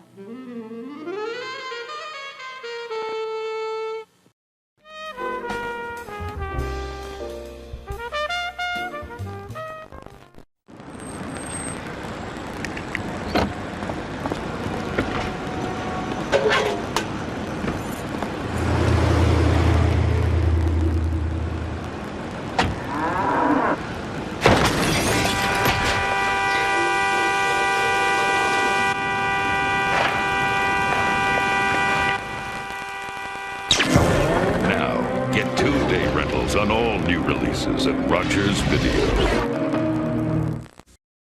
Hi, Video Sam's got exciting news for you. You can now rent a video overnight and hire these great movies from only 99 cents. But the best news is that by purchasing our special package plan, you can have this VCR absolutely free. Ring now, 892-3311 for details of this amazing offer. You could have a video at home tonight. Remember, 892-3311. Video Sam's libraries are convenient to you. Movie tonight on video. Movie tonight on video. You can rent a video player, too. There's a store near you, sweetheart. Movie tonight on video. They're helpful and friendly with films for the whole family. Movie tonight on video. Movie tonight on video.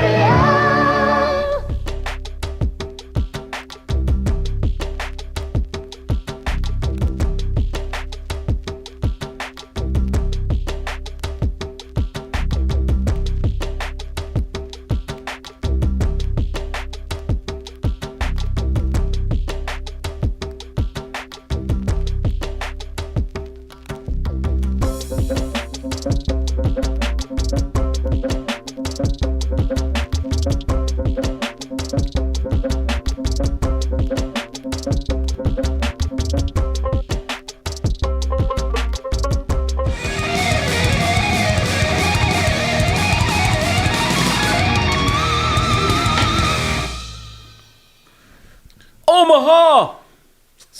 Sorry, I was just watching Peyton and Eli. You ever watch any of the Manning cast stuff? No, I've heard about it, but they're watching. Yep. Yeah, they're freaking hilarious. Quarter zipped for the win. They're just, they make, you can, if you don't like football, you can watch them and it's enough. So they took the YouTube generation and they made it work for Monday Night Football. But anyway, yeah, they had a video I was just watching. All right, let's jump into summer proper, because now we're after Memorial Day. I know nothing about the next one, the Ballerina, a John Wick spinoff. The Ballerina, she was in the last one, right? No, I don't think so. No? No. I thought she was, that was what they were leading into with the one daughter. Whose daughter? The daughter of the club in, where was it? Where was he? Was it in China? Where the club? Oh, gotcha. I don't know. Again, I don't know anything about this, so I can be completely wrong. But same director, do you know? I don't think so. No? I don't know who's directing it. So the only new, the Donnie spinoffs were the only one I was aware of, so I don't know which one this one is even. So we don't spend a lot of time on it since we don't know. Yeah, but I mean, I have not seen a trailer for it. I've seen the trailer. The only trailer that I've seen for a spinoff was the Continental, the show that's on like Peacock, right? I think it aired. Yeah, it was just like a special, and it aired for one time. Okay, I haven't watched that yet either. I mean, yeah, they're just trying to juice the John Wick universe here. Get something out of it. I question the logic of this idea, because I'm just picturing in your head a huge John Wick fan, somebody who adores the John Wick films, and it's like, okay, we've got a pitch. We're gonna do another John Wick spinoff, but this time it's a ballerina. Yeah, I don't know nothing about it, but it's coming out this summer, and it's just, and even the cast, they're just naming the cast of everyone who's been in John Wick. John Wilkes Booth universe, yeah, I know. Oh, who knows, man. Next one, pass. Bad Boys 4. What's the next one? Bad Boys 4. Is anyone going to go watch this? I don't know. Are we ready to let Will Smith back in the house? I don't think so. Oh, maybe it might go by ballerina. It might be. It is Ana de Armas. Okay. I'm just saying, take people who like John Wick and tell them, here is a new John Wick type movie, but it's got a ballerina instead of a John Wick. Woke! What do you think of that idea? Is that going to appeal to the average John Wick fan? I don't know. Yeah, I don't know either. So I might see it. Sure. I haven't seen a trailer for it. I might watch it. Sure. I don't know. Maybe. But again, it's yeah, we'll see. It's more stuff we've seen already. We'll see, or we won't see. We'll see. There's also by the way, in February, this movie coming out that looks interesting called Lisa Frankenstein. Have you seen that? That I'm interested in. Okay, so that's something that could be good. Yeah, Diablo. Why is that not on this list? I don't know. Diablo Cody, right? I thought Diablo that would be Cody fun. And somebody, I forget who the director is. Somebody new and cool. I feel like Jennifer's Body's getting a lot more love than it did when it originally came out. Right. As time goes on. So somebody must have realized, okay, maybe she is good. You know, maybe Juno wasn't a fluke. Let's try this again. I mean, if you win an Oscar, you're never a fluke. It's just like, I like the premise. I think if you win an Oscar, you'll get work for good. Yeah. Oh, it's directed by Robin Williams' daughter. Lisa Frankenstein is? Yeah. Wow. Okay. So that's what was cool about it. That's the hook. Yeah. I saw the trailer and I'm definitely interested. That's right. Mike already knew. Yeah, he grabbed it. So that looks interesting to me. I think I'll go check that out for sure. I'll see Lisa Frankenstein. I'll see Sally Wolfman. I'll see all of this before I'll see Bad Boys 4. Or Ballerina probably. Yeah, I probably won't see Ballerina. I'm just like saying I'll see it, but I feel like I won't. It's one of those that's going to be hard to get me there. Yeah, and if Bad Boys 4 doesn't have Tweety and Viking in it, I'm not interested. We already talked about this. I'm not interested. If Bad Boys 4 doesn't address the whole slapping thing, then what's the point? Yeah. Like, the trailer better be Will Smith slapping Martin Lawrence. That should be the first shot of the trailer. And Martin Lawrence is like, why did you do that? And he's like, well, I'm very conflicted about my relationship. And if they lean into it, then maybe people will be interested. Well, the fact about Bad Boys is Bad Boys has the unusual distinction that it is sitting as the top movie of 2020 because the world shut down in March, and it was the last movie to come out. Yeah, before the world ended. So it has that distinction. So I think a lot of people are like, if you go back, it just looks like a giant asterisk to me. I didn't see it. Did you see it? No, I don't think I saw it. Yeah. I don't remember if I saw it or not. Yeah. Maybe I saw it. I don't know. If I did, I can't remember, and that's very telling. Didn't see it. Next one, Inside Out 2. Pixar's joint is coming out. They're going to introduce teenage girls' emotions in it. So it'll be Pixar. So I'm sure. Pixar, though, now is its own genre. It's its own IP. A Pixar movie is a Pixar movie. Remember original Pixar when they prided themselves on they will never release a sequel, and they would just come out with another original idea, and then the one with the dinosaurs didn't work, so then they did like Toy Story 2 and Toy Story 3, which are turned out to be really great films. Yeah. And then they just, now everything they'll drop a sequel on. So I did see Inside Out, and Jack was still, I guess, young enough that we're like, okay, you want to go see an animated movie, but I odds are I'm probably not going to see this. So I don't know. I'm not a huge Pixar mark to see it. Yeah, they have been failing recently, but that's because they gave them away for free on Disney for a while, and people were just like, well, I'm just going to wait. Again, it comes back to that, like, it bleeds together with have I seen this at home? Was this a theatrical release? Because, I mean, you can put Up and WALL-E up there as some of the greatest films of all time. Sure. Right? And I just don't remember much about it. Yeah, pre-Disney Pixar was pretty dope, so I don't know. But this is not for us anyway, so we'll just keep on moving. Yeah. From the imagination of John Krasinski, again, comes A Quiet Place Day 1. I guess we're going to see how it all went down. Did you know this was coming out? Yeah, I'd heard about this one. It's not John Krasinski directing this one, though. It's a spinoff, though. Or is it a spinoff? Let's see. It revolves around the father. No, that's just A Quiet Place. It's tended to be a spin-off prequel and the third overall installment. Because the second A Quiet Place Part 2 ended on a cliffhanger, right? Or not a cliffhanger, but you didn't know what was going to happen next. It definitely is warranting a sequel. So I guess there's... To be fair, that's how every movie ends. That's true. You don't know what's going to happen next. That's true. But I feel like they were leaning into it, so... Yeah, Mike has no interest in the Quiet Place universe as well. I mean, it worked really well at the time, that first one. A Quiet Place Terrifier watch.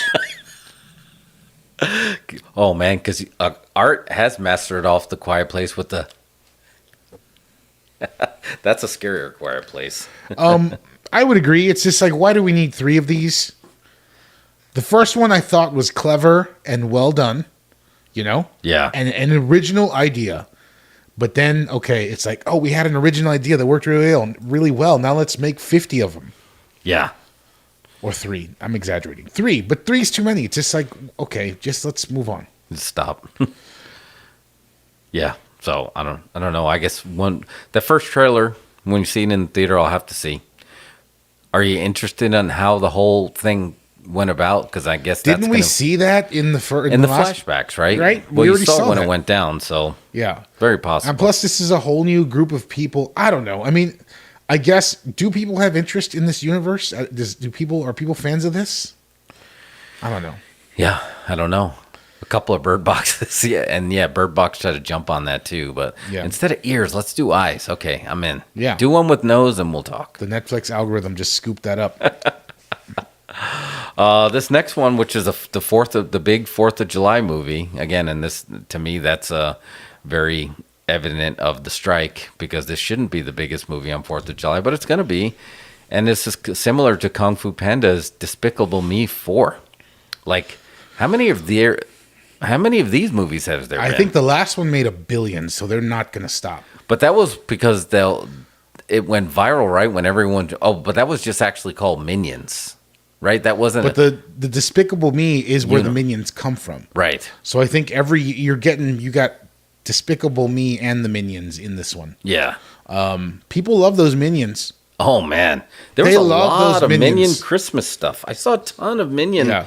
At Christmas inflatables. Yeah. I saw a house that had about 20 of them, and they were hanging them from the roof, and Minions are, I mean, they're a billion-dollar franchise. So, but I don't know 7 or 8 between Despicable Me and then Minions. I don't know where this falls, but again, this probably is not made for us. But they're everywhere. Man, who do you think came up with Minions? Like the actual character, like how they probably say you deserve a raise. Can I ask a question? I don't know, but I'd like to ask them this: how come some Minions have 2 eyes and some have 1? Yeah, I don't know. That's what's intriguing about them, right? I mean, theme parks. How much money do you think Minions has pulled in? So, for me, it's just like, okay, it's not a 4th of July movie, and the bank is gonna say. So there's nothing else coming out in July that's interesting. Well, for that 4th of July, other than the first weekend in May, the 4th of July movie is always the biggest movie. And I don't know if anything else is dropping besides Despicable Me. You skipped over The Fall Guy. Oh, The Fall Guy is coming out. The Fall Guy is happening. Is that the 4th of July movie? That is in May. Oh, that's in May. Yeah. Why is that not on this list? Oh, it's not on this image, but yeah, that's another. Which is also a remake of an old TV show. Yeah. That's tough because I love the original show. It's almost, you have to like give it credit for doing it, because this is only the first time they've done this. You know what I mean? It's like, oh, okay, well, this is kind of cool. The Fall Guy as a movie. Ryan Gosling is good. Might see it. I don't know. I do like Ryan Gosling. You think it's going to be a little bit of an homage to the original show, or you think it's just based on the show? Because I didn't get the vibe that. No, I think it just has the title. That's it. Because it wasn't. Emily Blunt is not playing the Heather Thomas character, right? I don't think so. Because and then he had a sidekick, and it didn't seem like there was a sidekick in there. So I don't know. The show was great, and I feel like they could have done something. But does Denzel have anything to do with the original Equalizer TV show? No. Right?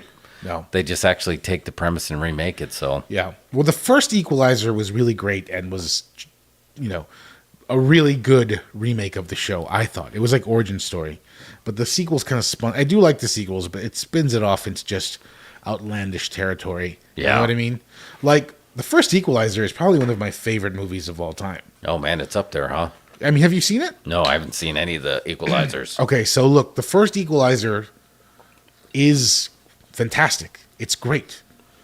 Denzel, guy works at Home Depot. Nobody knows he used to be a super spy, but now he just works at Home Depot, lives a quiet life alone, and just through helping, he just helps people. You know what I mean? Realizes guy at work, his family's got a restaurant, and they're getting like scammed by these crooked cops and getting hit up for money by them. So he like takes out the cops. He like fixes problems. It's such a great idea. And then at the very end of the movie, he places that ad from the original Equalizer show. Oh, wow. It's like, need help? Odds against you? Maybe I can help. And he puts an email address. And it's like, that's like the Equalizer kickoff. Wow. It was so awesome. That's great. Yeah. So because there's the whole school of thought when people argue, like, why only remake stuff that didn't do well?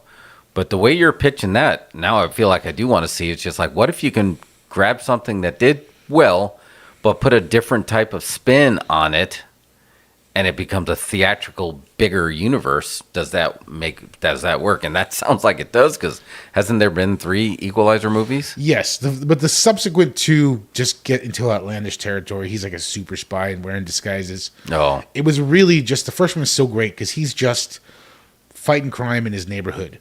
You know what I mean? So like it was like the first Death Wish becoming the later Death Wishes, like comparing that. Yeah, without all the fascism. As time goes on. Yeah, it's really, you should watch the first Equalizer. Make time for that one. That sounds great. That sounds a great premise. I've seen it 1,000 times. All right, that sounds good. Yeah.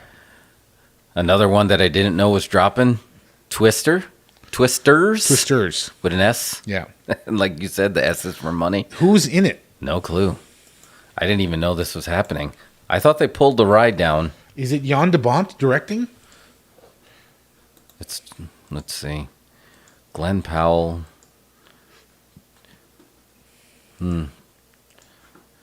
It's an update of the it's a remake. It's not a no. Director is Lee Isaac Chung. It is produced by Frank Marshall, but it sounds like it's just they're redoing the old one. So they're gonna have multiple cows, not just one cow. Oh, David Cornsway, isn't that the guy playing Superman?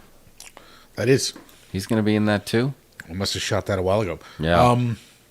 Okay, fine. I guess I don't know how I'm supposed to feel about Twisters.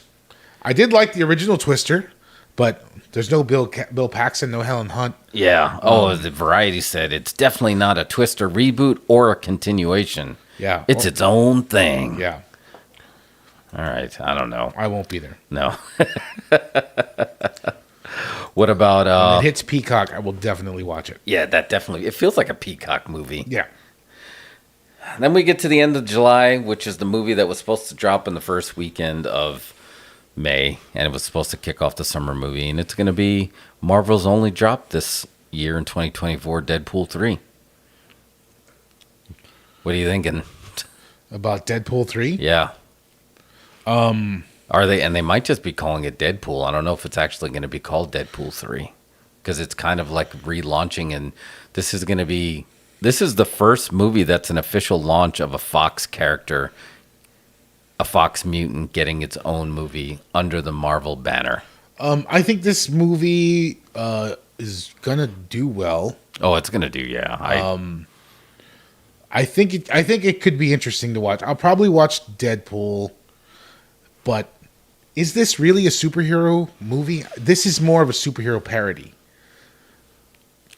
Well, this is going to lampoon the Marvel universe. It's not going to be...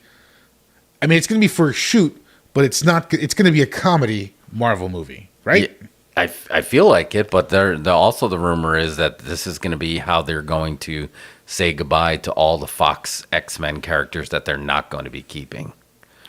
And you didn't go see the last... you didn't see the Marvels, right? So you didn't see the post-credit scene that they had? No, but I saw it, you know... So yeah, people are kindly posted online off their phones, and so you saw Beast was in there. Yeah. So that's the rumor. Is this is going to be a little bit of a take on Dead Man Kills the X-Men, and he's going to go through and like, well, Fox is dead, so I'm going to go through and we're going to just get rid of all these characters so they can relaunch the mutant universe. But it's right. This to me, this has the superhero movie fatigue is real.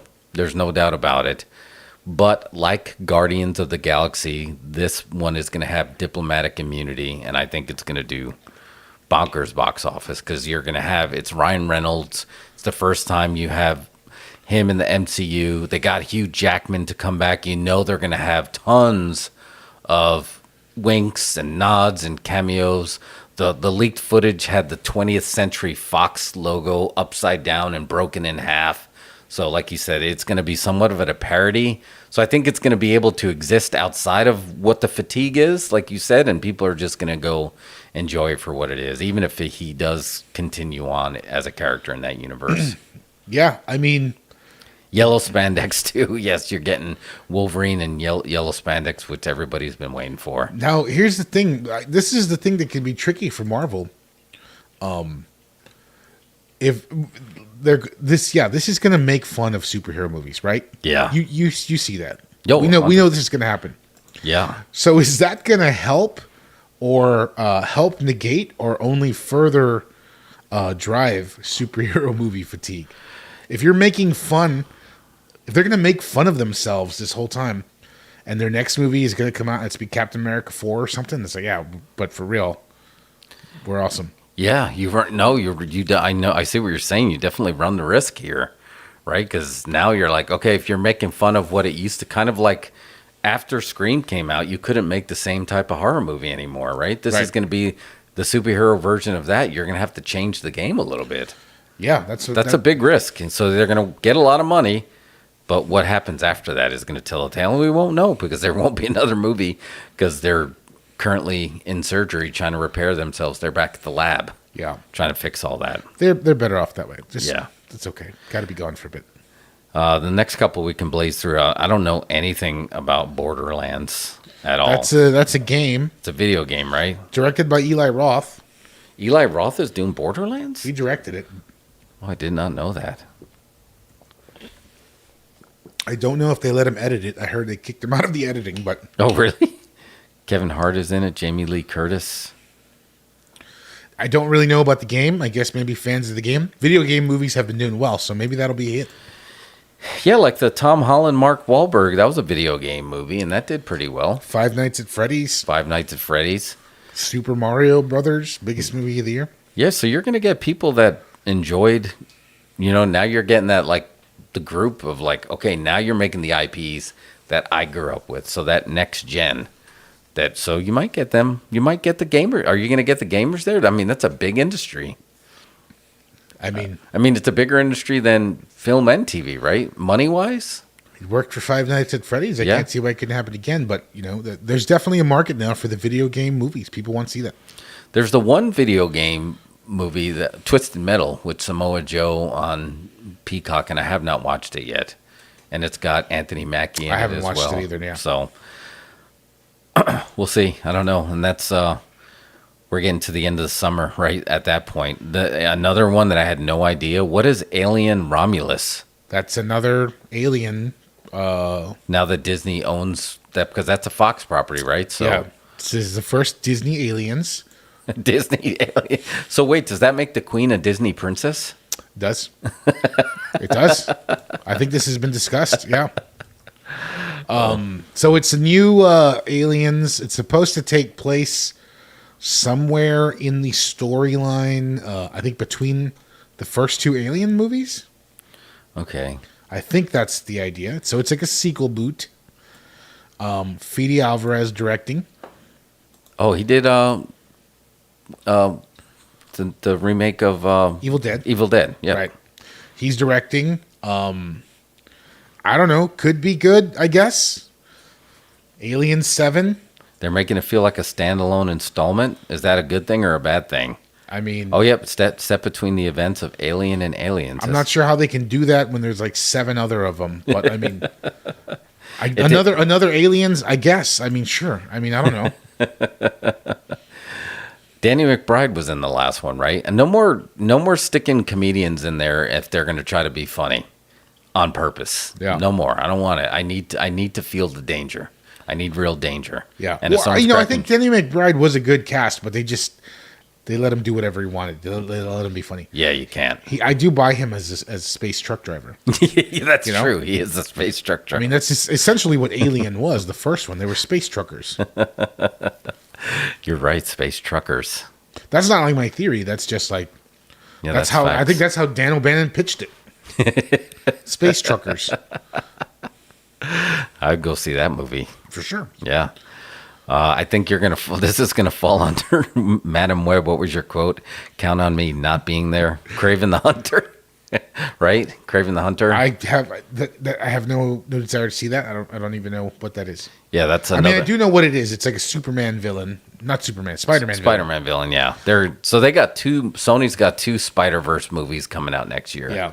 Madam Web and Craven. So, I don't know if they're going to continue to try to just like forge ahead. Well, actually, I take that back. They got 3 because Venom 3 is dropping too. So, and apparently, isn't Spider-Man going to be in Venom 3? They better put him in there soon. If there's not a Spider-Man in Venom 3, then what's the point? But I think they're still debating on who's Sony's Spider-Man. It doesn't even matter. Right? It doesn't. Put whoever. Put any of the Spider-Man because that last one worked so well. Yeah, it does not matter who Spider-Man. Just put Spider-Man in. Put a Spider-Man in there. It could be anybody in the world. Yes.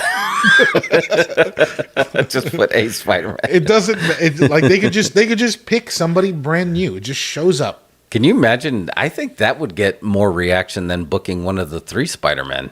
You just like book some rando that's in there. It's like, I'm Spider-Man. Like, are you sure? Yeah. It's like, no, I am. I really am. Just save it for like the reveal at the end of the movie. Like you have Spider-Man throughout the movie and he never takes off his mask. Spider-Ham. So Venom doesn't know who this Spider-Man actually is. I love that idea. Then at the end, he just pulls off its mask and it's just whoever you picked last minute. Whoever you booked last minute. You want people to talk about your film, that's the shit you got to book right Exactly. there. Just like, which Spider-Man was that supposed to be? You'll get internet chatter like you've never believed. Right. Just don't reveal who Spider-Man is. I think that's a genius. That's If a draw. they're watching this show, you better take notes, pal. Take notes. Take notes, Sony. The next one, I got to admit, out of all the IPs that we've gone over, this is the one that I am looking forward to. Beetlejuice 2. I don't know. It's got Michael Keaton. It's got Tim Burton. They're bringing back Winona Ryder. I don't know. I think, they got Wednesday Addams, the new hot girl that's going to be in there too. So you're going to get the new audience, the old audience. Are you looking forward to Beetlejuice 2? I mean, I'm not looking forward to it, but I mean, it's interesting. I'll check out Beetlejuice 2. It's going to be cool to see if it's Tim Burton can flex his muscles again. He's kind of been on autopilot for a while. Yeah. Tim Burton doing a Tim Burton movie could be good. Could be good. I think Jenna Ortega is a great casting as far as who to follow in Lydia Dietz's footsteps there. Right. Great casting. Yeah, it's a perfect torch passing. And she did, Tim Burton, I know he directed a couple of the Wednesday episodes, but that vibe, he just worked so well with Jenna Ortega, and I feel like he's gonna put his chocolate and peanut butter together, and I think we're gonna get the best of both worlds. Yeah. Beetlejuice is when did Beetlejuice come out? In like 88? Yeah, 88. I mean, that's a stretch. That's a long time. Jenna Ortega's fans were not even born. They haven't seen Beetlejuice. No. I think they need to do a theatrical re-release. And for so long, they talk about there's no way we're going to do it. And then when Michael Keaton started getting hot again, then it started churning like we can do it. But it wasn't hot enough for him to go. But then the Jenna Ortega link put it over the top. Yeah. Mike says it better be good. It needs to be good. It would better be good. Yeah. Yeah, it needs to be great. I saw Beetlejuice in the theater 5 times. I saw it a lot of times. Yeah. That was one of those dollar theater movies. Yeah, it was a dollar theater special for sure. I remember let's just go see Beetlejuice again. Yeah. Someone posted on Twitter the other day, and I thought it was hilarious, that they should reopen, or cities need to fund dollar theaters to keep them open. That they should be like a city public service. They should, the library, right? Yeah. Who supports the library? The same people support the library. Yeah. Need to support dollar theaters. Yes. I showed Mike a picture of the dollar theater that was up in Round Rock. Yeah. They finally, I showed you those pictures too. No, I remember going to that dollar theater. Yeah, it's gone now. They finally tore it down. Yeah. I don't know what they're doing with it. They're creating something that's a not dollar theater. Yeah. All right. I lost. Here it is. Okay. Next one, pass. Transformers 1. I haven't watched a Transformer in forever. What does it mean, Transformers 1? Mm-hmm. Oh, wait. This is a cartoon, right? Is it? I think this is a cartoon. The only Transformer... There's no way there's another Transformers movie coming out. They just had one. I don't know. They all bleed together. They take like years to make, I think. I wanted to see the one with John Cena, but that was the spinoff, right, of Beetle? Yeah. But I did not see it. But I wanted to. But I almost didn't, and I just didn't. So, I don't know. Life. Yeah. I don't know. It's a September. I think this is the one where Chris Helmsworth is going to play Optimus Prime. Oh, okay. And it's an origin story. It's all on Cybertron before they landed on Earth. Maybe. I don't know. I don't know where they all happened too fast and I lost track. More Transformers. More Transformers. So get ready for more Transformers. October, the drop we never thought was going to happen, and then we found out it was going to. Joker, Fale Edu, the sequel to the Joaquin Phoenix, getting Lady Gaga. So officially, Margot Robbie is kind of passing the torch, even though this is falling under Elseworlds. And I read somewhere that James Gunn said it's coming out so fast, it's not even going to have the new DCU Elseworlds branding. It's just going to be its own thing. It's going to be hard to top that first one that just got so much buzz, even though it was like super dark. But this one is going to be a musical. I feel like this one has potential to be really bad.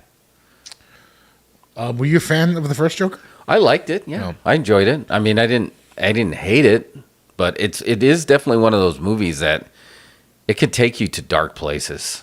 Even though I know it was a take on a little bit of Taxi Driver and a little bit, what was it, the King of Comedy? Yeah. But I liked the feel of it. But yeah, I did enjoy it. You didn't like the first one? It didn't really work for me. No. Yeah. It just felt to me like Todd Phillips was doing an impression of a Scorsese movie. Yes. Yeah, I can totally see that. And it didn't draw me in. And now he's going to have to go in a completely different direction, right? So how's this going to and as a musical? Sure. I mean, I do like Lady Gaga in films. I think she's really good. Yeah, she's really good. I think she's a great choice for Harley Quinn. If you were you're gonna add singing to a movie, I guess it makes sense to add Lady Gaga in there. Oh, again, here's movie multiverse again. Let's dive back into this one. Did you know there was originally going to be a Harley Quinn cameo in Batman Forever? No, I did not know that. It was going to end with a Harley... No, not that one. It might have been Batman Returns. One of them was going to have a Harley Quinn cameo. Really? Yeah. And I guess that makes sense because when those were dropping, that's when she was really heating up in the comics. And the Harley Quinn was going to be, if they booked it the way they wanted to, was Madonna. Oh, wow. That would have been good booking back then. Yeah. Yeah, there you go. Movie multiverse. There's another one. I got to mark these for shorts. That is going to be good. Movie multiverse. Can you imagine, in the early 90s, we get a Harley Quinn, the Madonna Harley Quinn? That would be nuts. That would be crazy. Yeah. Although, I guess they can't do that anymore. She looks a little different. Yeah. Mike says you wish you went with the Cape Fear direction with this somehow, waiting for the new Cape Fear. Cape Fear was great. Cape Fear's solid. Yeah. And that was a remake, too, that just really worked. I think a lot of people forget even the original, right? And then the Cape Fear episodes of The Simpsons were also great. Yeah. Check those out. Then we got Venom 3. I don't even want to talk about it. For whatever. Venom 3. Fine. Just try again. Keep trying. Yeah. There's going to be no... So they probably there's going to be no Marvel movies coming out, so let's just drop our universe. And like you said... They're just doing it to do it. Spider-Man adjacent. If they're going to try to create it. If they don't now... Why don't they just do another Spider-Man? Don't they own it? I don't know. I understand we have Tom Holland going, but can't they just do any other Spider-Man? Anybody. All I know is now you've kind of set this bar way too high. And if there's not a Spider-Man reveal of a random character, I don't even care anymore. I don't even want to see it. If it doesn't happen, I don't even want to see it anymore. But yeah, I don't know why. I know he's contracted to another team-up movie and one more Marvel/Sony Spider-Man. So who knows? This one has been rumored. Is this list making you happy? Do you feel good? No, it doesn't. Is this hyping you up for the year in film? It's an oscillation for me. It's making me do this, but it's more questions. Like as I can get excited about Deadpool and Beetlejuice, and then get completely confused with 3 Spider-Verse movies, and then other movies that I didn't even know they were coming out. So yeah, no, it's up and down.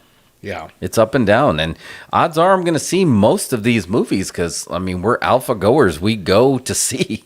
And even if it's bad, we just dust it off and we keep moving.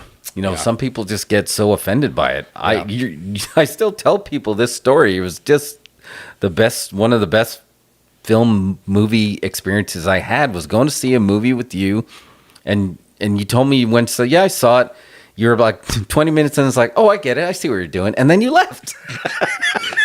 Yeah. You left. You're like, I get it. Like, you got it. It's just like you found the hack and you somehow speed run it in 20 minutes. You're like, oh, I see what you're doing. Good job. And then you left. It was enough. That was great. I feel like if Larry David was trying to find another idea for Curb Your Enthusiasm for ideas, like, oh, I get it. And then he just, where are you going? I was like, I get it. I already got it. I figured it out.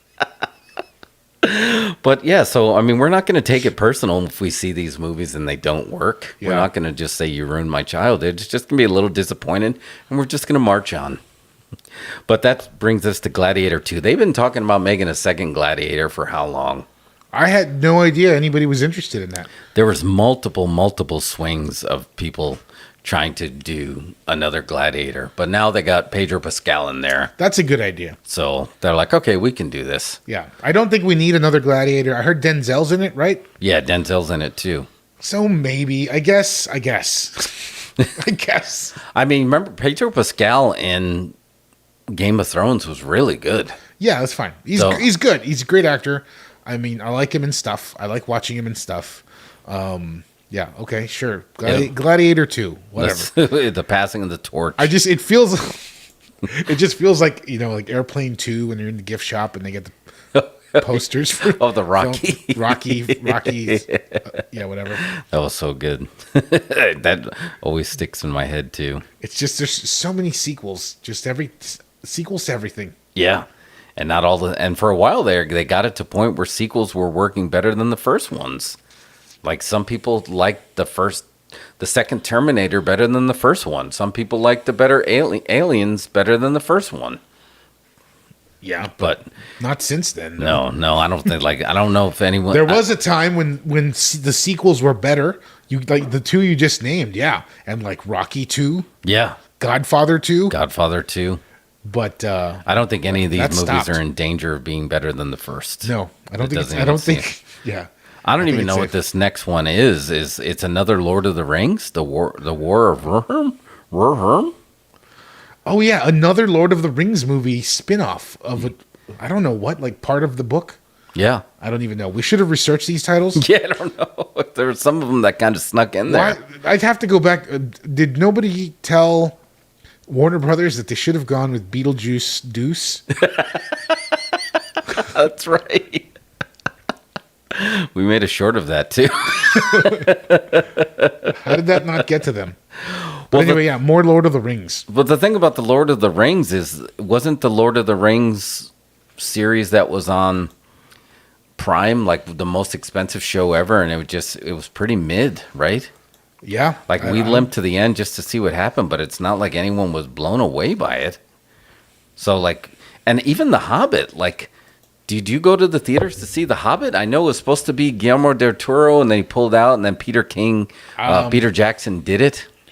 I did not see any of the Hobbit movies. No? No. You didn't even go see the one with the high frame rate? I poked my head into the theater to see what it looked like, and I was like, this looks like I'm looking through a Viewmaster. Oh, man, it was tough. Yeah. There was a couple of them that it was just it was very... Well... it was very unsettling in scenes. It's really sad what happened to that, because Guillermo del Toro prepped that movie for years. Yeah. And I can only imagine what a Guillermo del Toro Lord of the Hobbit. Man, what it was going to look like, because he was not going to do. He was not just going to copy Peter Jackson's style. He was doing his own thing. Yeah, and it was so weird. When Guillermo had to leave the project because of strikes and stuff like that, or the rights were up in the air or something like that. Peter Jackson just scrapped it all and just reworked it in 3 weeks and started shooting. Yeah. That sucks. Because that could have really been special. Guillermo del Toro's The Hobbit would have been amazing. Yeah, that would have made way more money. Instead, we got reheated.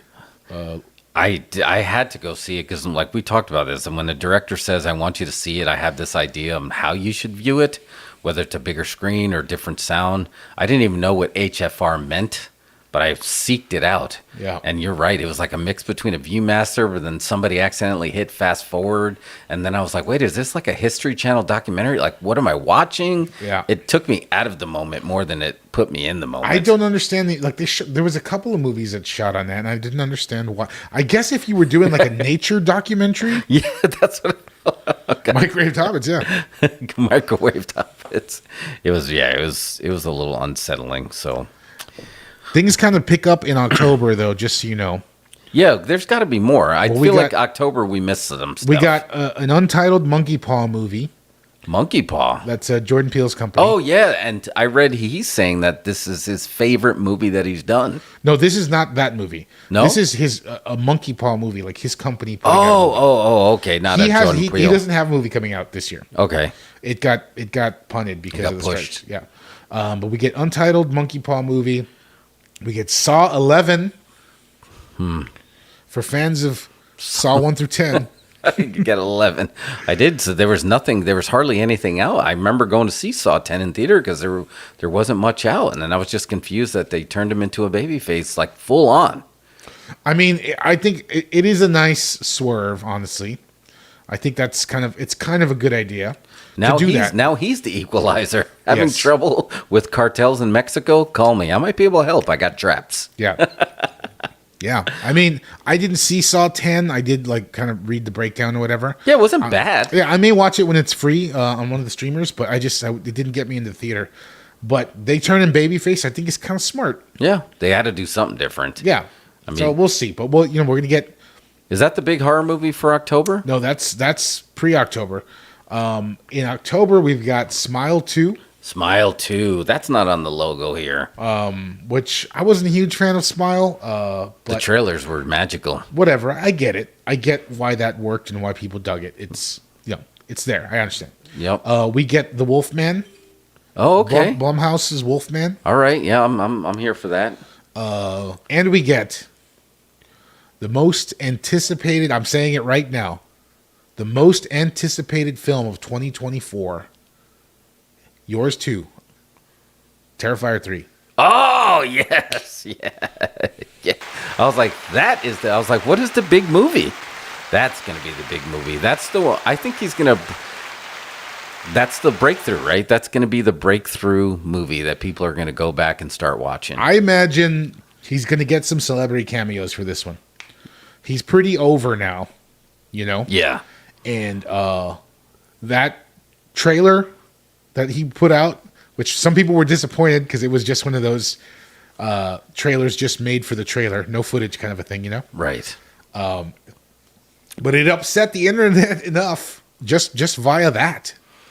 And that was good. I was happy that they just shot an original trailer. Yeah, that's cool. That works for me. I was totally fine with that. That works for me. But I mean, I can't think. There's nothing else that I'm looking forward to as much as Terrifier 3. I hope that I don't build up my expectations, and just like end up disappointed. But I don't know, man. I'm really into this kid, Damien Leone. I think that he's a talent for real, and I don't think he's fully cooked yet. And maybe this might be the one where it's like we get the fully cooked one. Yeah.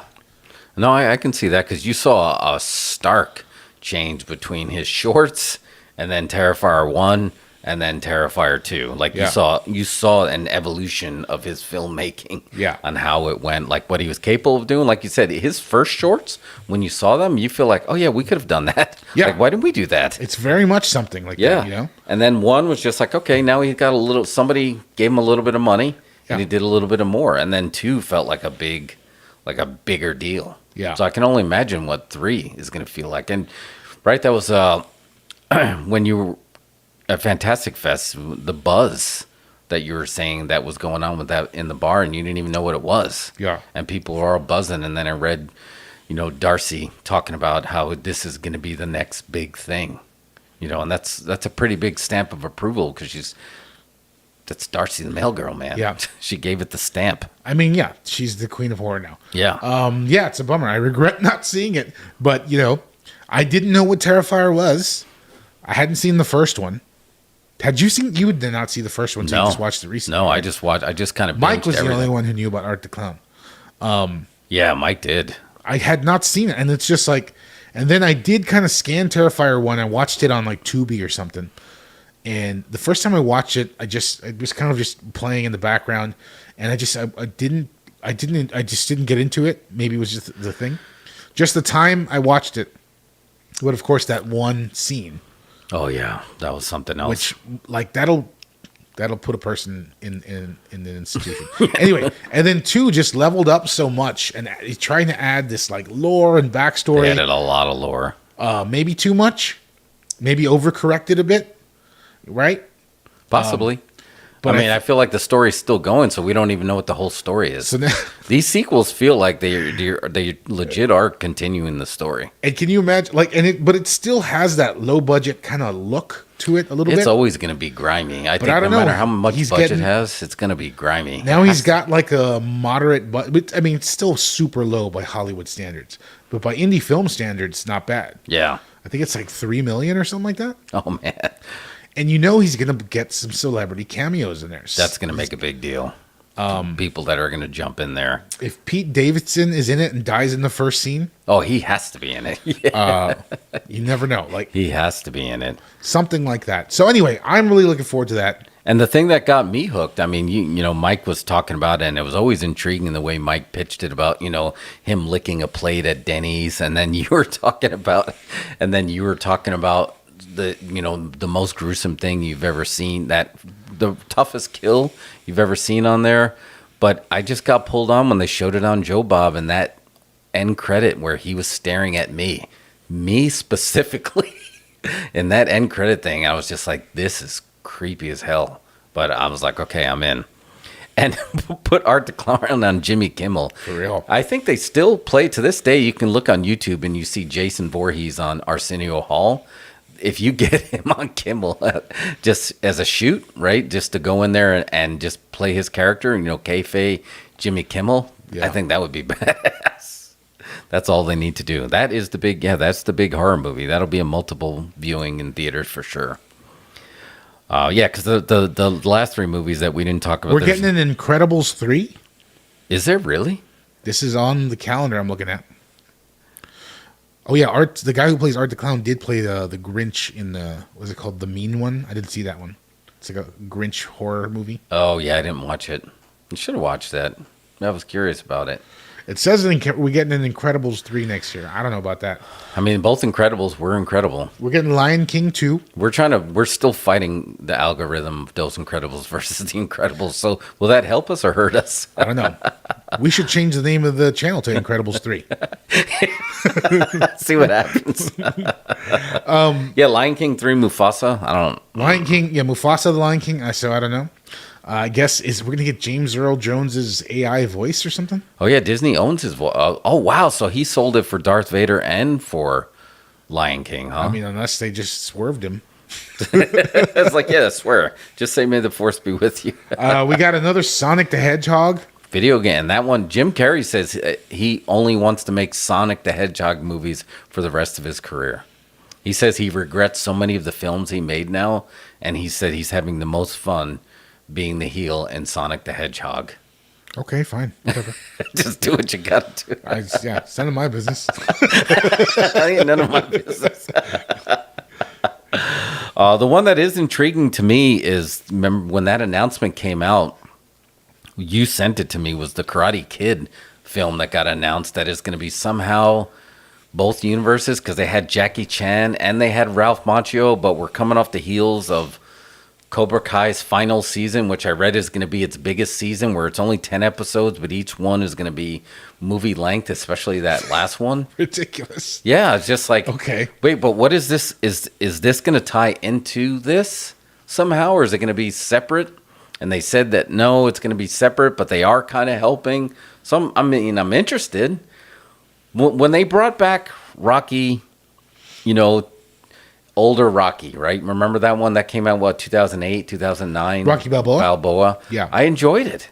Sure, it was a good movie. Yeah, I enjoyed that. I enjoyed when they came out with the Last Blood instead of First Blood, right? When he was just fighting people in a cave. I don't know. So if they're going to kind of go in that direction and somehow play homage to Pat Morita, but Jackie Chan was a good part of the Will Smith's kids, Karate Kid. He was a good part of that. I did enjoy the way he played his Miyagi. So I don't know what's going to be, but I'm curious. How are you feeling about it? I didn't see the Jaden Smith Karate Kid movie. You didn't see it? No. It wasn't bad. It was definitely a reimagining. It had nothing to do with it. Yeah. It was a different angle on it, right? They were actually in Okinawa. It wasn't in the U.S. The finishing move, the kids were a little bit too young for me. Yeah. I hate even saying those words. They were just like it. It was like what we were talking about: young Ghostbusters, young Avengers. This was the young Karate Kid. Yeah, but I mean, I guess the same age Ralph Macchio was in the first one, right? Yeah, yeah, exactly. He would. Well, no, except they felt Ralph young. Macchio was perpetually always 30. Yeah, he was always 30. He just looked super young. Yeah, but I don't know. I didn't mind the high school. Although all 80s kids in high school look like adults then, right? They look like 30-year-old high schoolers. But I don't know. This felt like middle school Karate Kid. And again, it takes away the danger. Because I feel like Seinfeld's like, why don't you just wring their neck? I mean, I hope, I don't know what to expect. Like, I would have been fine with just a Cobra Kai movie. Why not that? But like, and why wouldn't that just be I don't know. Anyway. I would have been great if it's just like, okay, the last one is going to be a film and you got to go to theaters to see it. Yeah, and then you can bring in whatever. But I guess for me, the idea of blending the two, I'm just like, well, I don't want the remake as part of my reboot. I'm enjoying this just fine. I don't need the other one in there. They're going to put a reboot in, like Mike said, we know you love reboots, so how about we reboot in your reboot? Yeah. So I guess, are they expecting to capitalize on more audience that way, I guess? Sure. Cobra Kai season 6 or whatever, I'm down for that. This movie, I'm going to have to wait and see. Wait and see. Yeah. I'm just a huge mark for Jackie Chan, and if they have anything to do with bringing back any of the characters from the Karate Kid universe, I hope they do. But if it's a reboot of the reboot, that's going to be questionable. And if they didn't pretend everything we just experienced didn't happen, I hate when they do that. Yeah. No, everything you just watched, forget it. Yeah. No, I don't want to do that. I mean, I would like to see Johnny and Jackie Chan having seen together. That would be funny. Yeah, exactly. Somehow if they find a way to merge those universes, but I don't know if they're going to do that. And that does make me a little bit nervous. Yeah, I don't know. It sounds like a weird mix to me, but whatever. Is that a pet peeve for you too, not just me? This whole thing that's coming out, they're like, all these other movies that happened? Forget it. We're Halloween 2, forget it. The Exorcist 3, forget it. And I don't like that. I need the continuity to still be there. So you're telling me I wasted my time? Why did they do that? It feels unnecessary is what bothers me. Yeah, but I mean, that's kind of the style now where they do that. Yeah, but it just... Sequel boots. It just feels annoying. I'm fine with the way they did it with Scream, where they're like, we acknowledge that this is one that happened, but we're going to jump so far ahead that the ones later don't matter as much. Yeah. Fine. But to tell me they don't matter at all, that's bothersome. Yeah. So then we can get Martin Kove and Jackie Chan, rather than just saying we wasted our time for the past 6 seasons of Cobra Kai. I don't think they can. I don't think they could ignore Cobra Kai. Cobra Kai is just only going to help elevate them. Yeah, it's going to it's going to raise it up. I just thought it was a strange announcement, but whatever. Maybe I'll probably go, I guess. Well, I have the membership to like 3 movie theaters cards, so it's just like I'm gonna go. Got nothing to see something. But that's all that's on the Geek Facts. But did we miss? I know you were inserting some that we missed. Did we miss? What's going to be? None of these feel like the big movie of Christmas 2024. We're getting Wicked, the famous play. That's it. It's going to be a thing. Wicked Part 1. So I guess they're stretching that one out. Oh, they're definitely. They didn't. We talked about this earlier. The first Omen, the Omen prequel, that's coming up very soon. We're getting. Oh, that's right. Yeah. Yeah, that one's coming out very soon, and that's a little. That's a tough one because The Exorcist that came out from David Gordon Green was not good. Yeah, that was not good. Yeah. It should have been way better. The bar was way too high. Yeah, and he didn't even come close. I just don't. Exorcist is another one that you just can't capture that magic again. It was a specific time and place, a director, and just you can't do that again. And I was telling you earlier on text, I feel like The Omen, even though it doesn't get as much love as The Exorcist, to me, like is just as important in horror films. Look at me, Damien. It's all for you. I mean, that shit sticks in your head as a kid. Yeah. The fence going through the guy and the dogs and the behead, all that stuff was just like 70s horror, which we talked about was so scary. Mm-hmm. So now they are getting the girl from Servant, which is good because she's like really a good looking girl and creepy at the same time. And I think she's the one that kept me going at Servant. So I don't know what role she's playing, but again, I'm going to go see it. But man, just try not to mess it up that bad. Yeah. I don't think I'll see it. No. So you got Wicked. So Wicked is going to be the Christmas. There's got to be something else that we missed on 4th of July. We've got a new M. Night Shyamalan movie coming out called Trap. Really? Yeah, and also his daughter is releasing a movie as well. She's a director now. Yeah, she's directed to some of the episodes of Servant, and she was good. Yeah. Come on, Dorothy, she's really good. That movie. I thought that movie Civil War looks super interesting. That one scares me, man. Yeah, it is. It should scare you. That's what sci-fi is. It's scary. It was like, real. Again, it made me feel like Leave the World Behind. It could be awful. It could be really bad.